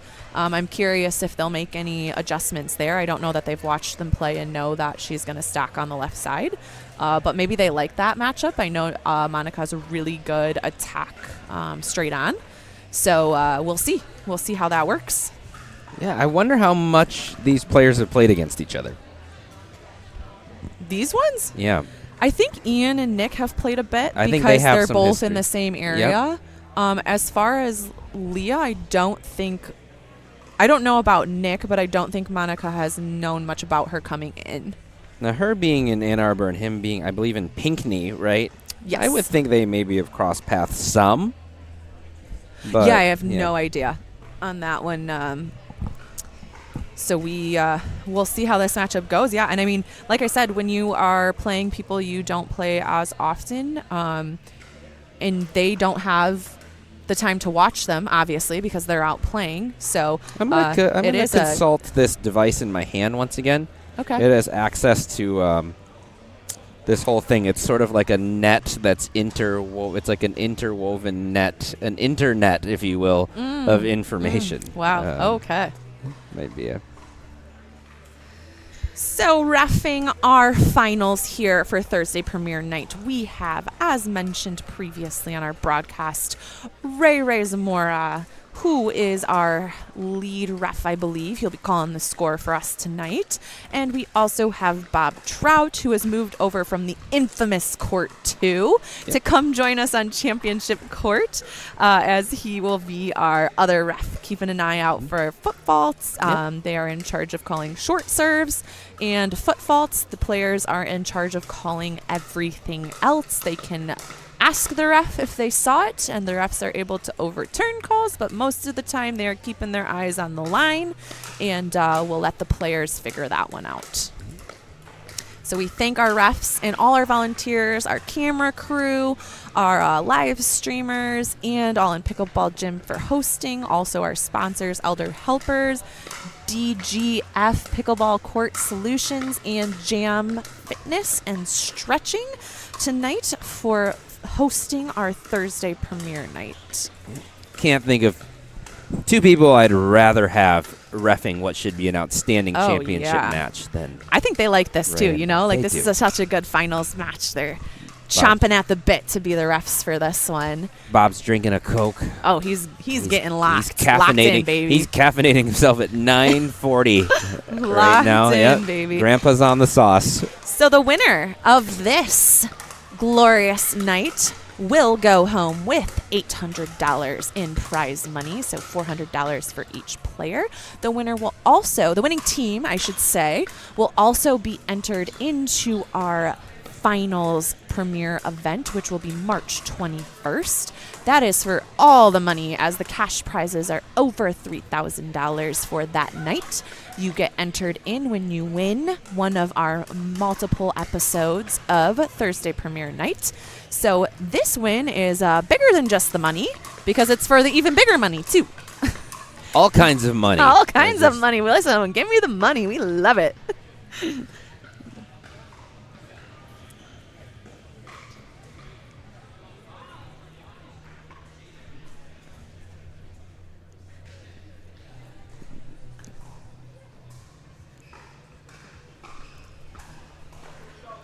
So we will finish the final warm-ups here. Looks like the players getting ready to take the court. Monica Wynn and Nick Romano will start with the serve. They are our number 5 seeds, wearing gray and yellow on the side closest to the camera. They are matched up with our number 3 seed, Ian Yee and Leah Tauber, who are first-time players in Thursday premiere night. So this is going to be a fun one, everybody. This is our championship game on Championship Court.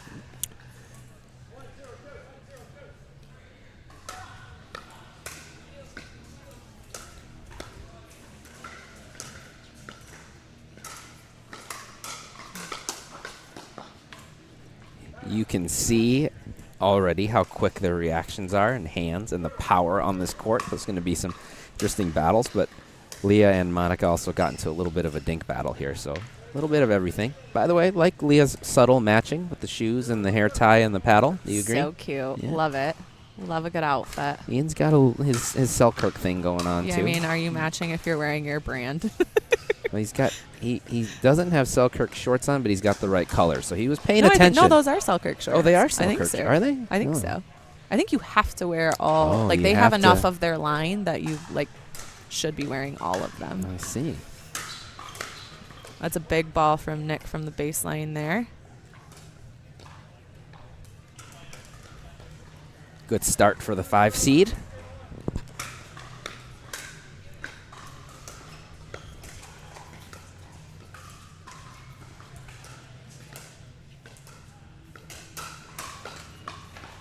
Good play there from Leah to step around. Monica countered it, but Ian came over and was ready with the court coverage.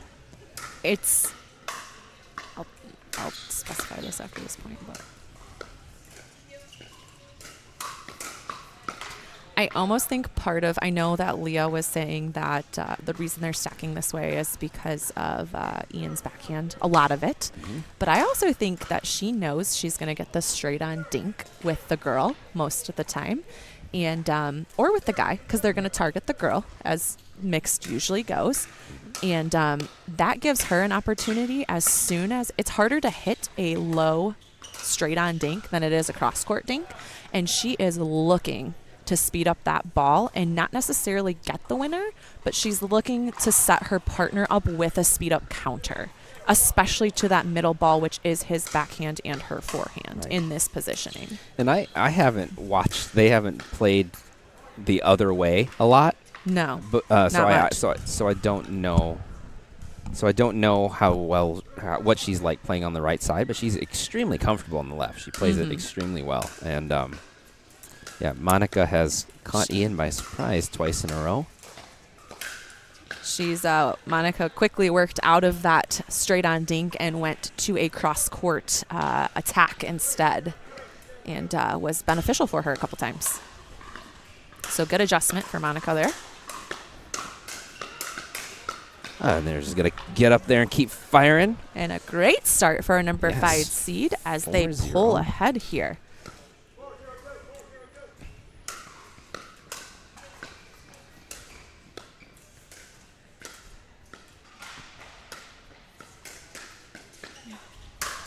So there's that same pattern that I was talking about before. That straight on dink is so hard to keep low.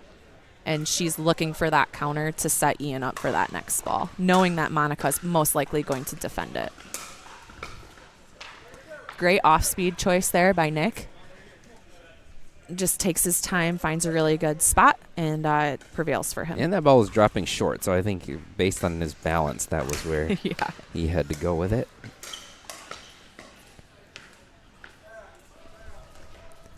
All right, quick side out, no damage done for the 3 seed there, 5 seed, sorry, as they will serve and see if they can put some more points on the board.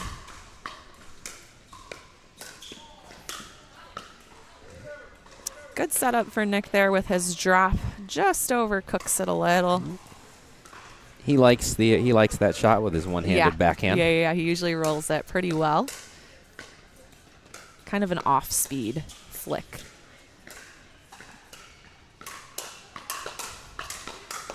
Oh, what a hands battle. Really good hands by everyone, and Ian is able to take that one as they get the side out.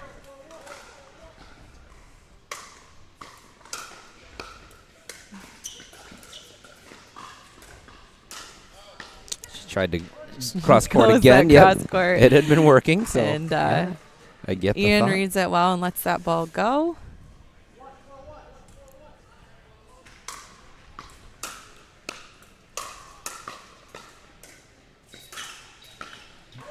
Goes for the cross again.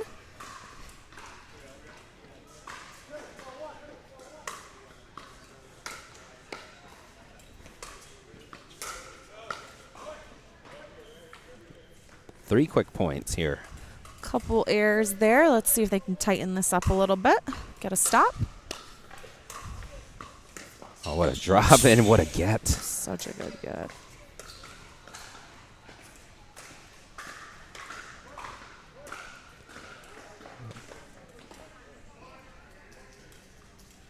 Tied it up. Yeah, from 0-4 to 4-4 in a hurry.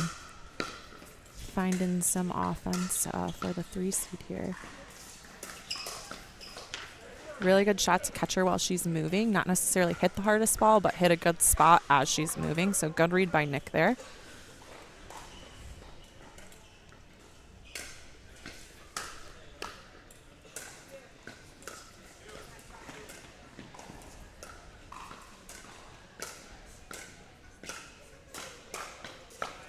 That's very well played by Leah on that point. She really wants to sit in that that straight on dink. She really plays well in that.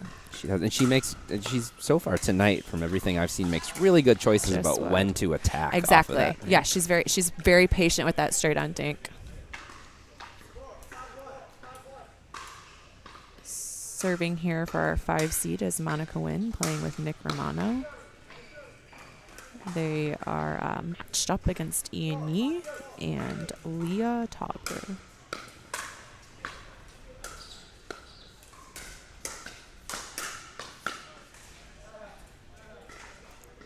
And a quick side out. So I'd like to see the cross worked a little bit more, whether it's Monica and Ian or Nick and Leah crossing.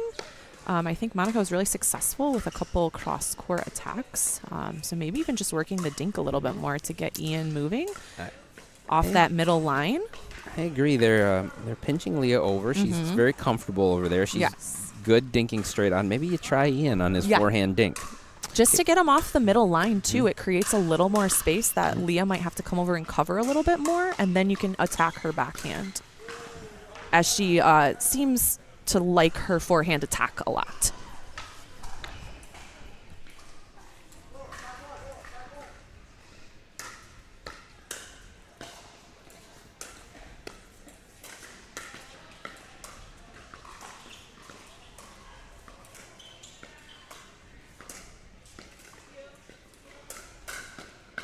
It's a great counter there.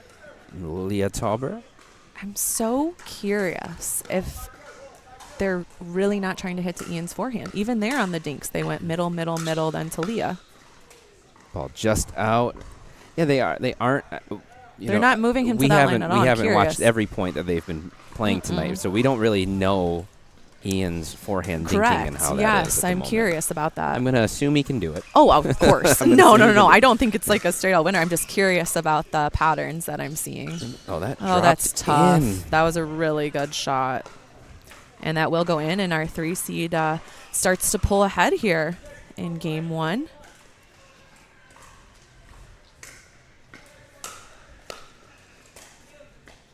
What a return.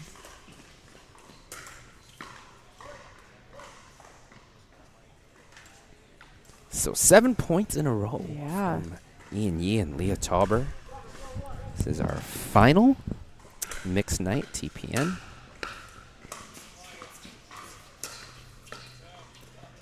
Oh, a good read. Ducked it. It looked like it had. I thought it might fall in. I thought there was a good amount of spin on that, but that was a really good leave there, and just goes back on the line. So timeout is called at 8-4 by our number 5 seeds, Monica Nguyen and Nick Romano, and they'll talk it over, see if they come out and change anything here. Yeah, I think that's a good timeout. I don't know that much has to change. They're just making some uncharacteristic errors. Yeah, some unforced errors. Quick update from our stats guys, Jeff and Pat, see if they're seeing anything out there.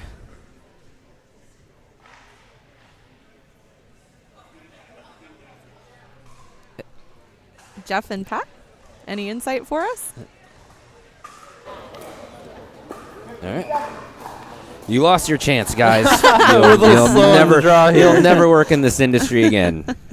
No, kidding. We will go back down to them. You can see the stats on the board here. It looks like we can break it down a little bit by saying there's a lot of speed ups coming out of Nick. Some uncharacteristic, unforced errors from Monica Nguyen, as she is our highest unforced errors holder at the moment. I think she can clean that up. Maybe just a little bit of pattern differences that she's not as used to. Definitely look for them to come out hot here from the timeout.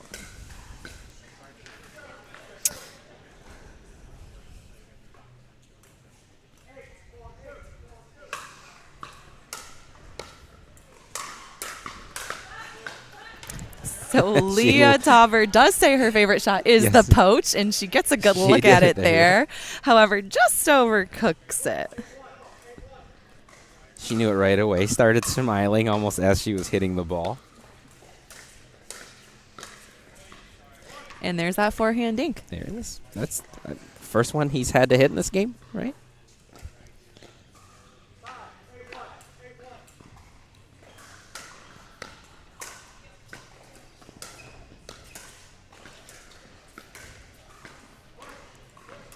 All right. You know what I've noticed? This sport of pickleball, it can be a little streaky sometimes. Good timeout is what we call that, Alan. We had 4 points in a row, and then 8 points in a row. Now 2 in a row. So a couple runs.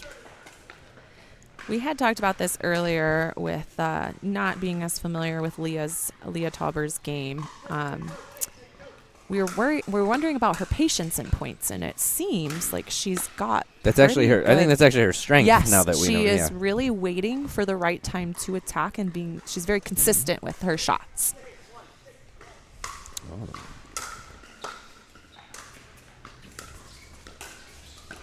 Oh, good lead by Monica. Yeah. Wow. As Monica Wynn lets that ball go out past her, and they will go to a second server for our 3 seed here.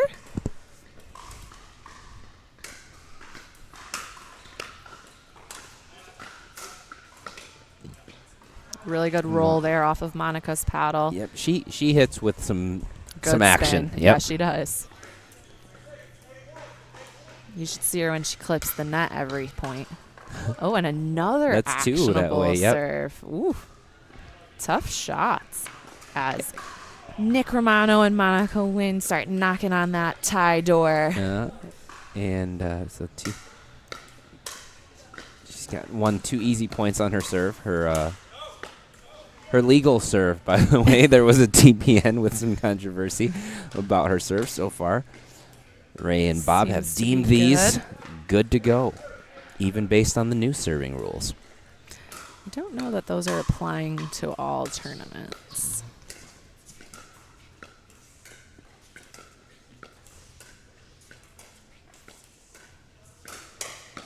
What a counter. Yeah, really good. He slid. Yep. I like where Nick was trying to go with that. I think just a little bit more to his forehand so Ian can't capitalize on his backhand is going to be a good move for him too. Yeah, he was moving and hit that so close really, to his really body well. though. Yeah, really sharp. That works against that shot that Nick hit works against 99% of other 100%. players. Yeah. That was really, really well played by Ian Yee there.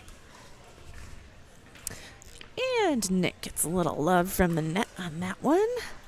Off of a net ball. Off of yep. Net for net. Net. You could say net result won the point.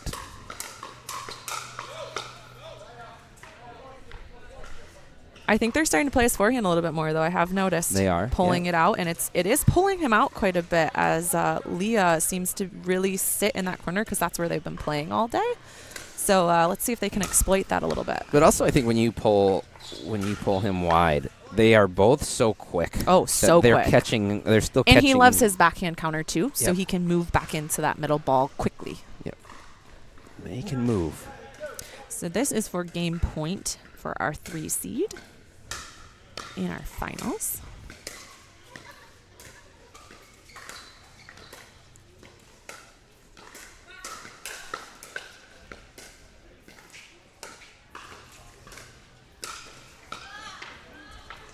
That was really well played. And I was going to say earlier, I know Monica loves her backhand dinks.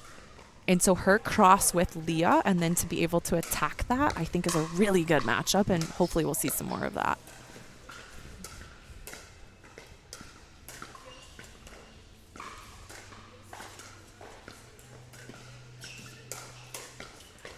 Oh, wow. That's a wonderful shot there. Really good. The off speed by Nick was tricky, and Leah Tauber plays that really well. And slapped it forward with her backhand. Yeah.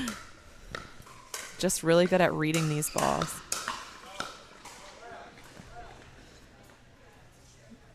Both teams, by the way, doing, I think, in this game, an extraordinary job of not playing out balls. Some of these are this is not crazy. out by much, yes. Yeah. And they are. There hasn't really been any missed calls either. No. And there's that attack on the forehand right there that we've been talking about. Right, can they close it out? Had a couple of looks at this thing to get it to 11.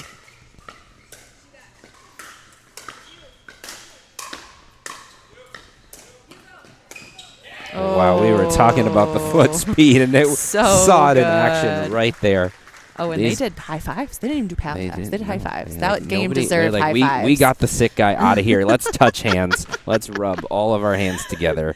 Wow, so a great first match in our finals here. Super good playing by all 4 players. Incredible speed. These darn kids coming into our sport.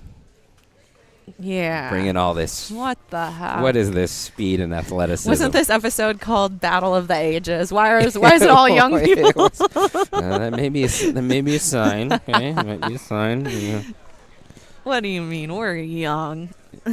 Ish. All right. We would like to thank all of our volunteers here that help throw this amazing Thursday premiere night event. We have people in the concession stand to provide food for all of our audience members. We have the refs that are all volunteers, all the scorekeepers that keep the score updated as you are watching it live instead of reporting it after the fact that are volunteers. We have great camera people that are helping us out, and it's all a team effort, and everyone does a great job, and we are so appreciative of everyone that comes together to make this happen for you viewers at home and to showcase these players' talents. So we're really, really incredibly thankful for everyone that comes in and dedicates their time to put on this event. So thank you to all of the volunteers. Very much appreciated.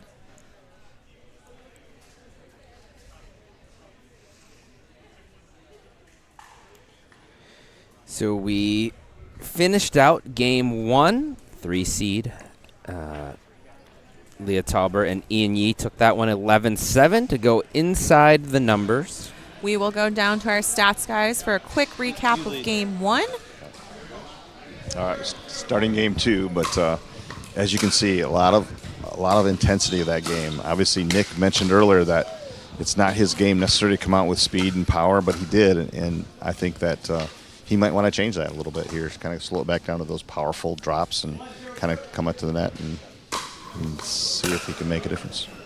Yeah, a ton of speed ups, great hands from everybody.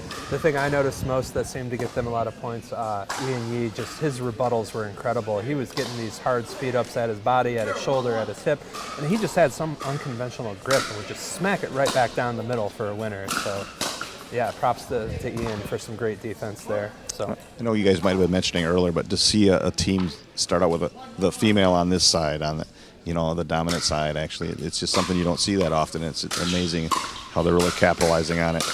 She's got an answer to almost everything. So we'll see if they can hold out and do this in 2 if we go to 3. Thank you, guys. I like Pat calling it a rebuttal. We're bringing beer pong terminology into pickleball. That's a nice touch. I will say, in this game, I hate to contradict our stats guys, but Nick has really been attacking Leah in these first couple of points, and it's been very effective.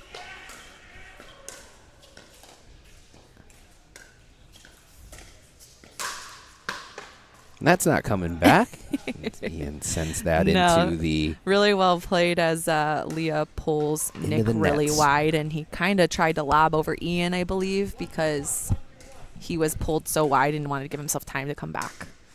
And she plays it really well. And if you've played as much tennis as he has, hit a few overheads.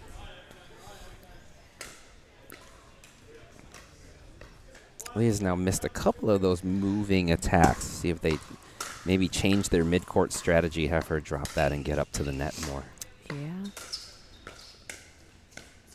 She has missed a couple of drops as well. A little uncharacteristic errors from her right now. Although they were down quite a bit in that to start the first game, totally. And then went on a huge still run. Still playing well. Yep. Just some things to notice. The side switch. Now you go from staring at the purple and gray wall to a bunch of empty courts. Yeah, that's a little different. Oh. And Mani is in the splits again. A dance background coming into play quite a bit tonight. Yeah.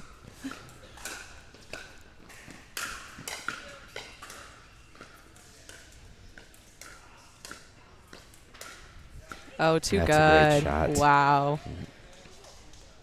Finds the little sliver of light there.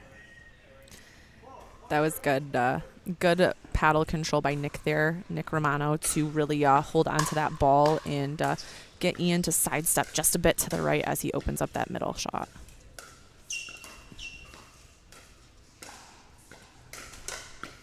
Oh, very really ready for good that counter. speed up. Yes. Again, I think the cross is working for them. They're getting good openings. and then they tried to attack Leah a little bit, and she wants that attack. Like, she is ready for She that does. counter. Yes, she is. Absolutely ready for that.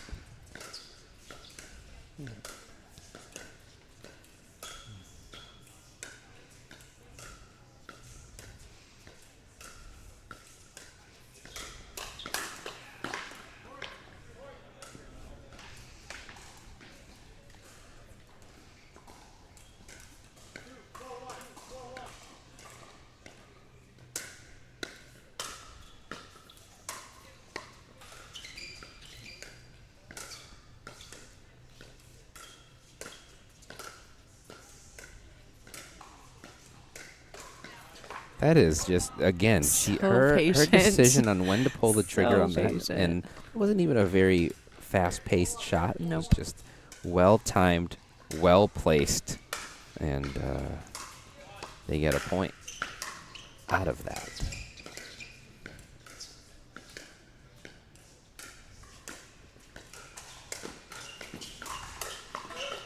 Nice. Oh, so good. Good by all 4 players. Yes, and a big put away by Monica there to finish that point. And if that doesn't showcase the talent that we have here in Michigan, I don't know what does. I mean, all 4 players just playing out of their minds right now in this finals game. And it just really shows how this event really attracts the best of the best here, especially in Michigan. And a huge presence of great players in even Grand Rapids right here, where All In Pickleball Gym is located. So it's awesome that we can bring all these players together and put on a show for everyone at home watching and those that come out to see it in person. I think this is an amazing event, and the talent is unbelievable, really. As you watch Ian once again rip that two-handed backhand to the right side of the court. Just not a shot you see a lot of people hit. Nope.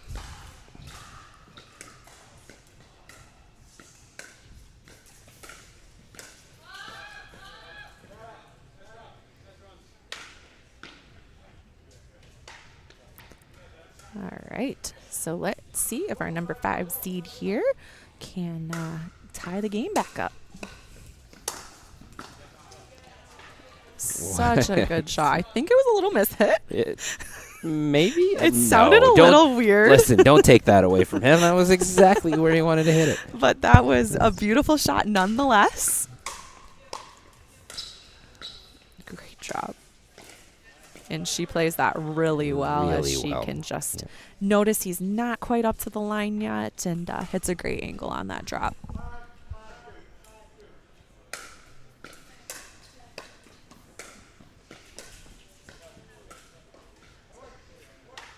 All right, so catching the 3 seed here on their switches a little bit as they have to change their strategy a touch, being on an odd number.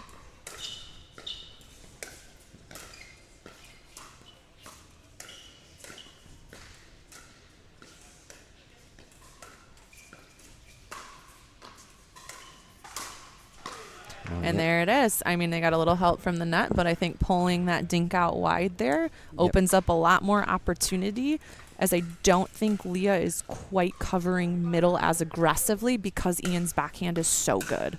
And it forced him to hit more of a moving backhand that time because he had been pulled wide by the last shot. And there it is again, the forehand attack again, yeah.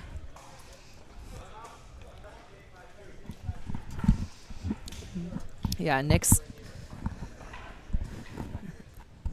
Once again, we talked about Nick changing up that game a little bit, coming in power. I think you saw those first couple points of the game where he powered at Leah, but he's turned it back, and that drop shot, I don't know if anyone can match that drop shot. It is dead on, right over the net. Yeah, it's perfect, like every time. It doesn't matter how much pressure gets applied. It's a softie, and they just have the freedom to go where they need to go after that. Yeah, and then once they're at the net, it's been a battle of intensity and longevity, really, of who's going to outlast who there. But it's paying off, I think. So many crazy balls here.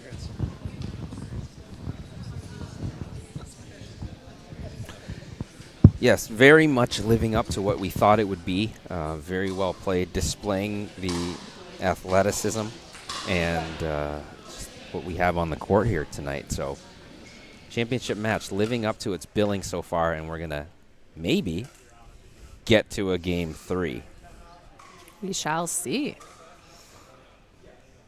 We love a game 3, per usual. All right, so Ray chiming in there to help the players out. You can always ask the ref if they are the correct server or where they should be serving from. So he lets them know, and we are back at it.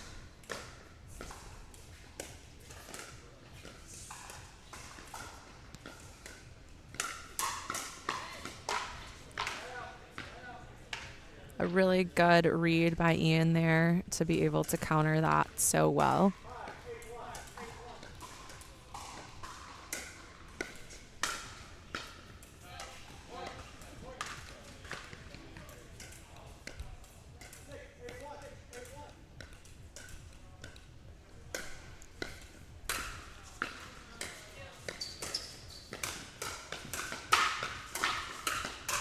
Oh, they get themselves out of a jam. They They're started do. off They had by a paddle Monica's. tap, too. Yes, started off by Monica's great defense right there. Really good. Which kept them in the point. Yeah, really good replay to see exactly what happened there on the breakdown.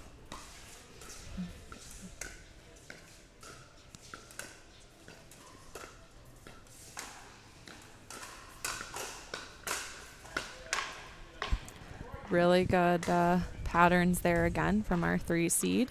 That we probably could clip 10 different points where Leah's done that exact thing I really tonight. would love to see the cross pushed a lot harder from Monica and Nick.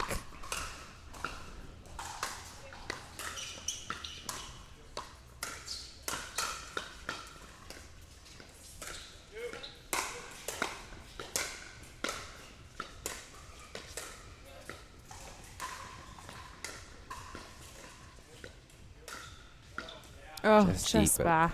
I tell you what, Monica's ability to block balls that are So coming right good. at her with her right backhand, at her just body, right at her body, and so be able good. to. She gets so low and like gets such good. And then Nick has such good. One thing that Nick does really well is he controls those speed, like those overhead speed ups so well. Like he's able to drop them back into the court.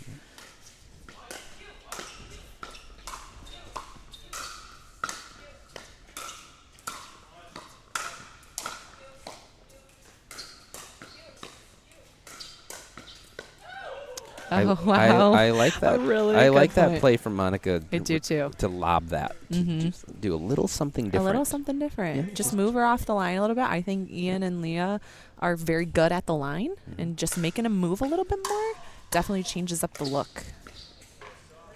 And they're both so fast. They're gonna So both. fast. They're both gonna run back for that. Yeah, You're gonna get them both back absolutely. down that line. Absolutely. Whereas you get somebody like me, I'm like, my partner's got that. I don't need to. I'm gonna stay right here. Oh yeah, just deep. But again, a good look. Not a bad decision there.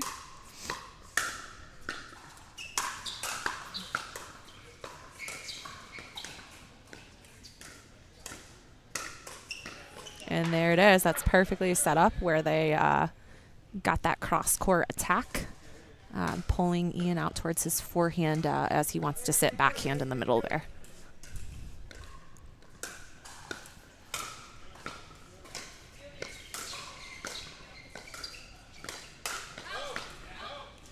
All right, we finally break the 8-8 stalemate. We've been stuck there. Our for a number little 3 bit. seed gets a one step closer 2 here to closing out in 2. 2 points away from the title and the money.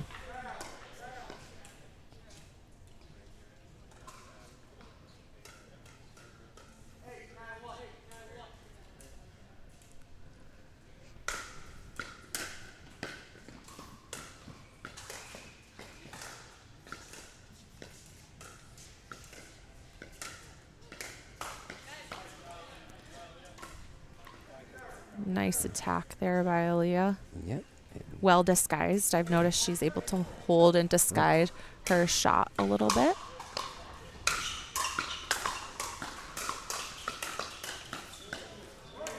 And we get some, We're at, yes, some 9. claps out of the crowd. 9. The crowd is still hanging Still in there. here. very Look at well. no one's leaving for this 10:15 matchup. on a Thursday night.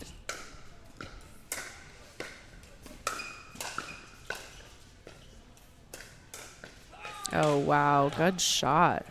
That's not one we've seen her hit. much No, tonight. because she was on the right side, Yep. and I don't think Nick has seen that look from her yet. And hit kind of an inside out. Yeah, ball. she does disguise well. I've noticed that she holds pretty long on some of her attacks. So, Goodness gracious. oh What a wow, point. really good communication and good defense by the 3 seed, but the 5 seed comes out on top of that one as Nick hits a great athletic play. He almost had Bert. It was close. 2 more looks at it here at the championship. That's 1. All right, so timeout from our 5 seed at 10-9 here in game 2. As our 3 seed Ian Yee and Leah Tauber will serve to try to close this match down in 2 games. Yeah, and as we have a timeout, just again reiterate just how cool it is to get top players from around the state to come out here to Grand Rapids and have our locals also participate and do well. And another reminder that if you want to play at All In Pickleball Gym, you can come. There's open play at every single level. Yeah. From 3.0 up to 4.5 plus. You can go on there. Very handy website to be able to go on and see when that's happening and sign up. And just kind of speaks to the burgeoning pickleball scene in the state and here in West Michigan. I also love that it is hosted here in Grand Rapids because Grand Rapids has probably one of the biggest, most supportive club of people here, as you can see from the crowd still being here and just the support from online and everything. I think it's a great pickleball community here in Grand Rapids, and it's super awesome that we have all the volunteers and all the people watching to support all these players from all over Michigan. Yeah, and if you're watching from afar, watching a player from a different part of the state, come on down. Play it All In. Play at Belknap. Play at Belknap when it's nice out. Come put a paddle in. Come on food truck night and have a taco and play some pickleball. Come watch BCO this summer. It's all great fun.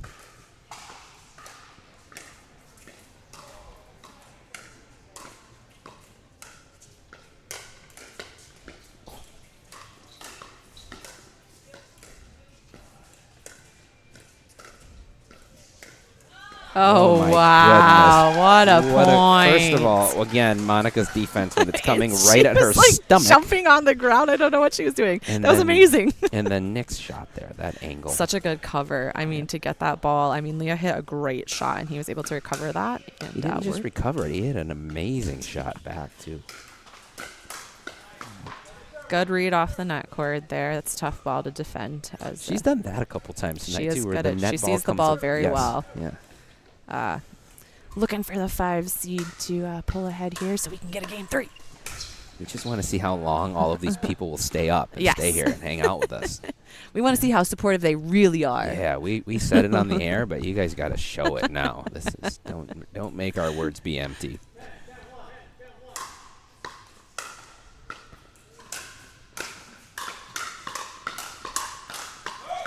Wow. What a firefight. Ian's like, I don't want to see how long Yeah, everybody he's can like, stay I'm up. good. I want to leave. I I'm want good. my money, and I want to leave.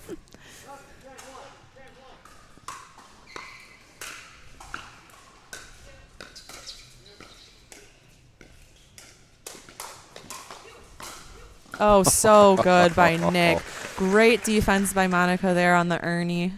And Nick really reads that well. Don't go to sleep yet.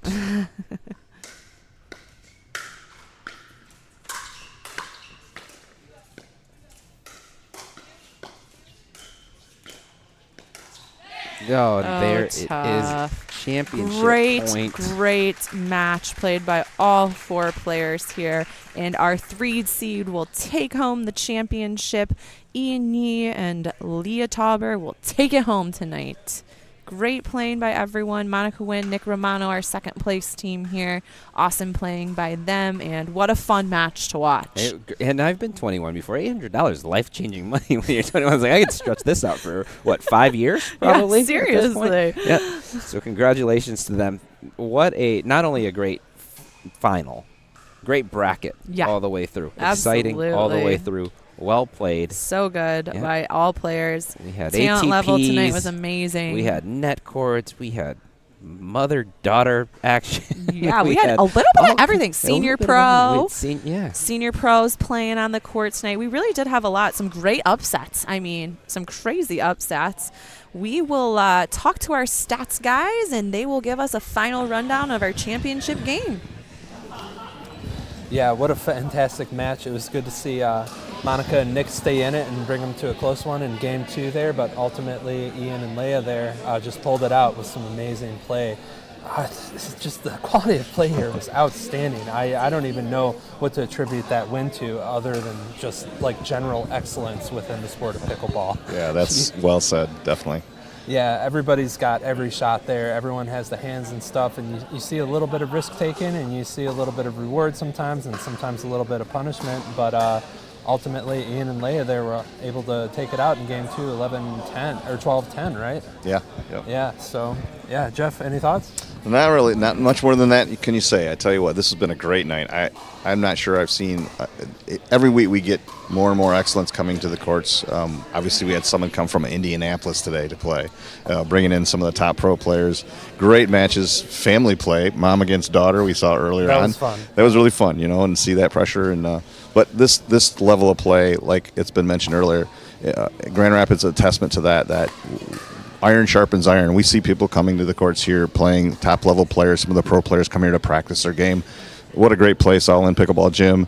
And it's great to be a part of what's going on here. I really appreciate it. Absolutely. All right, we're going to send it over to Sophie with an interview with our champions. I am here with Ian Yee and Leah. Oh my goodness. Tauber, thank you. It has been a long night. We've had 12 teams to compete for cash and bragging rights, and congratulations, you guys. First time here, and you won the whole thing. How do you feel? Great. Thanks to my partner, Ian. Who has finally made an appearance. Thank you so much, Ian. I'm here if she didn't drive, so. Okay, so are you driving home? Yeah, unfortunately. Okay, well, Ian, we heard that you were the strategy behind the operation. That last game, did it feel like your toughest match of the day? Yeah, definitely. Nick and I play together all the time, so we kind of know each other's habits. But luckily, we were able to play solid enough to get the win. Yeah, you were getting a lot of balls there. Did you feel the pressure at all? Definitely felt the pressure. Like dinking head on with the girl. I prefer it because I feel like I can attack, more. So definitely felt the pressure, but I think it was a good setup. Yeah, it felt like the same pattern again and again and again. So you guys were all really patient. Do you feel like some of those maybe half-hearted attacks were to set up putaways? Was that intentional by you guys? No, maybe just a little bit of nerves. Yeah, we weren't trying to hit any half-hearted attacks, but I guess it ended up being that way. I guess shooting right at them with maybe not full downward force, right? And then it kind of set you up usually to then pop it down. Okay, and then Leah, we haven't seen you here before. Ian, we know you're a great tennis player as well, so that's your background. How did you get into pickleball? You said you didn't play tennis or anything?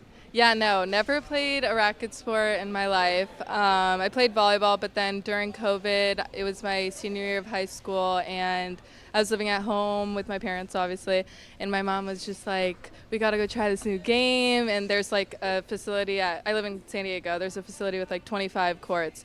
So she brought me there. I played with my family, and then ever since, I got the bug.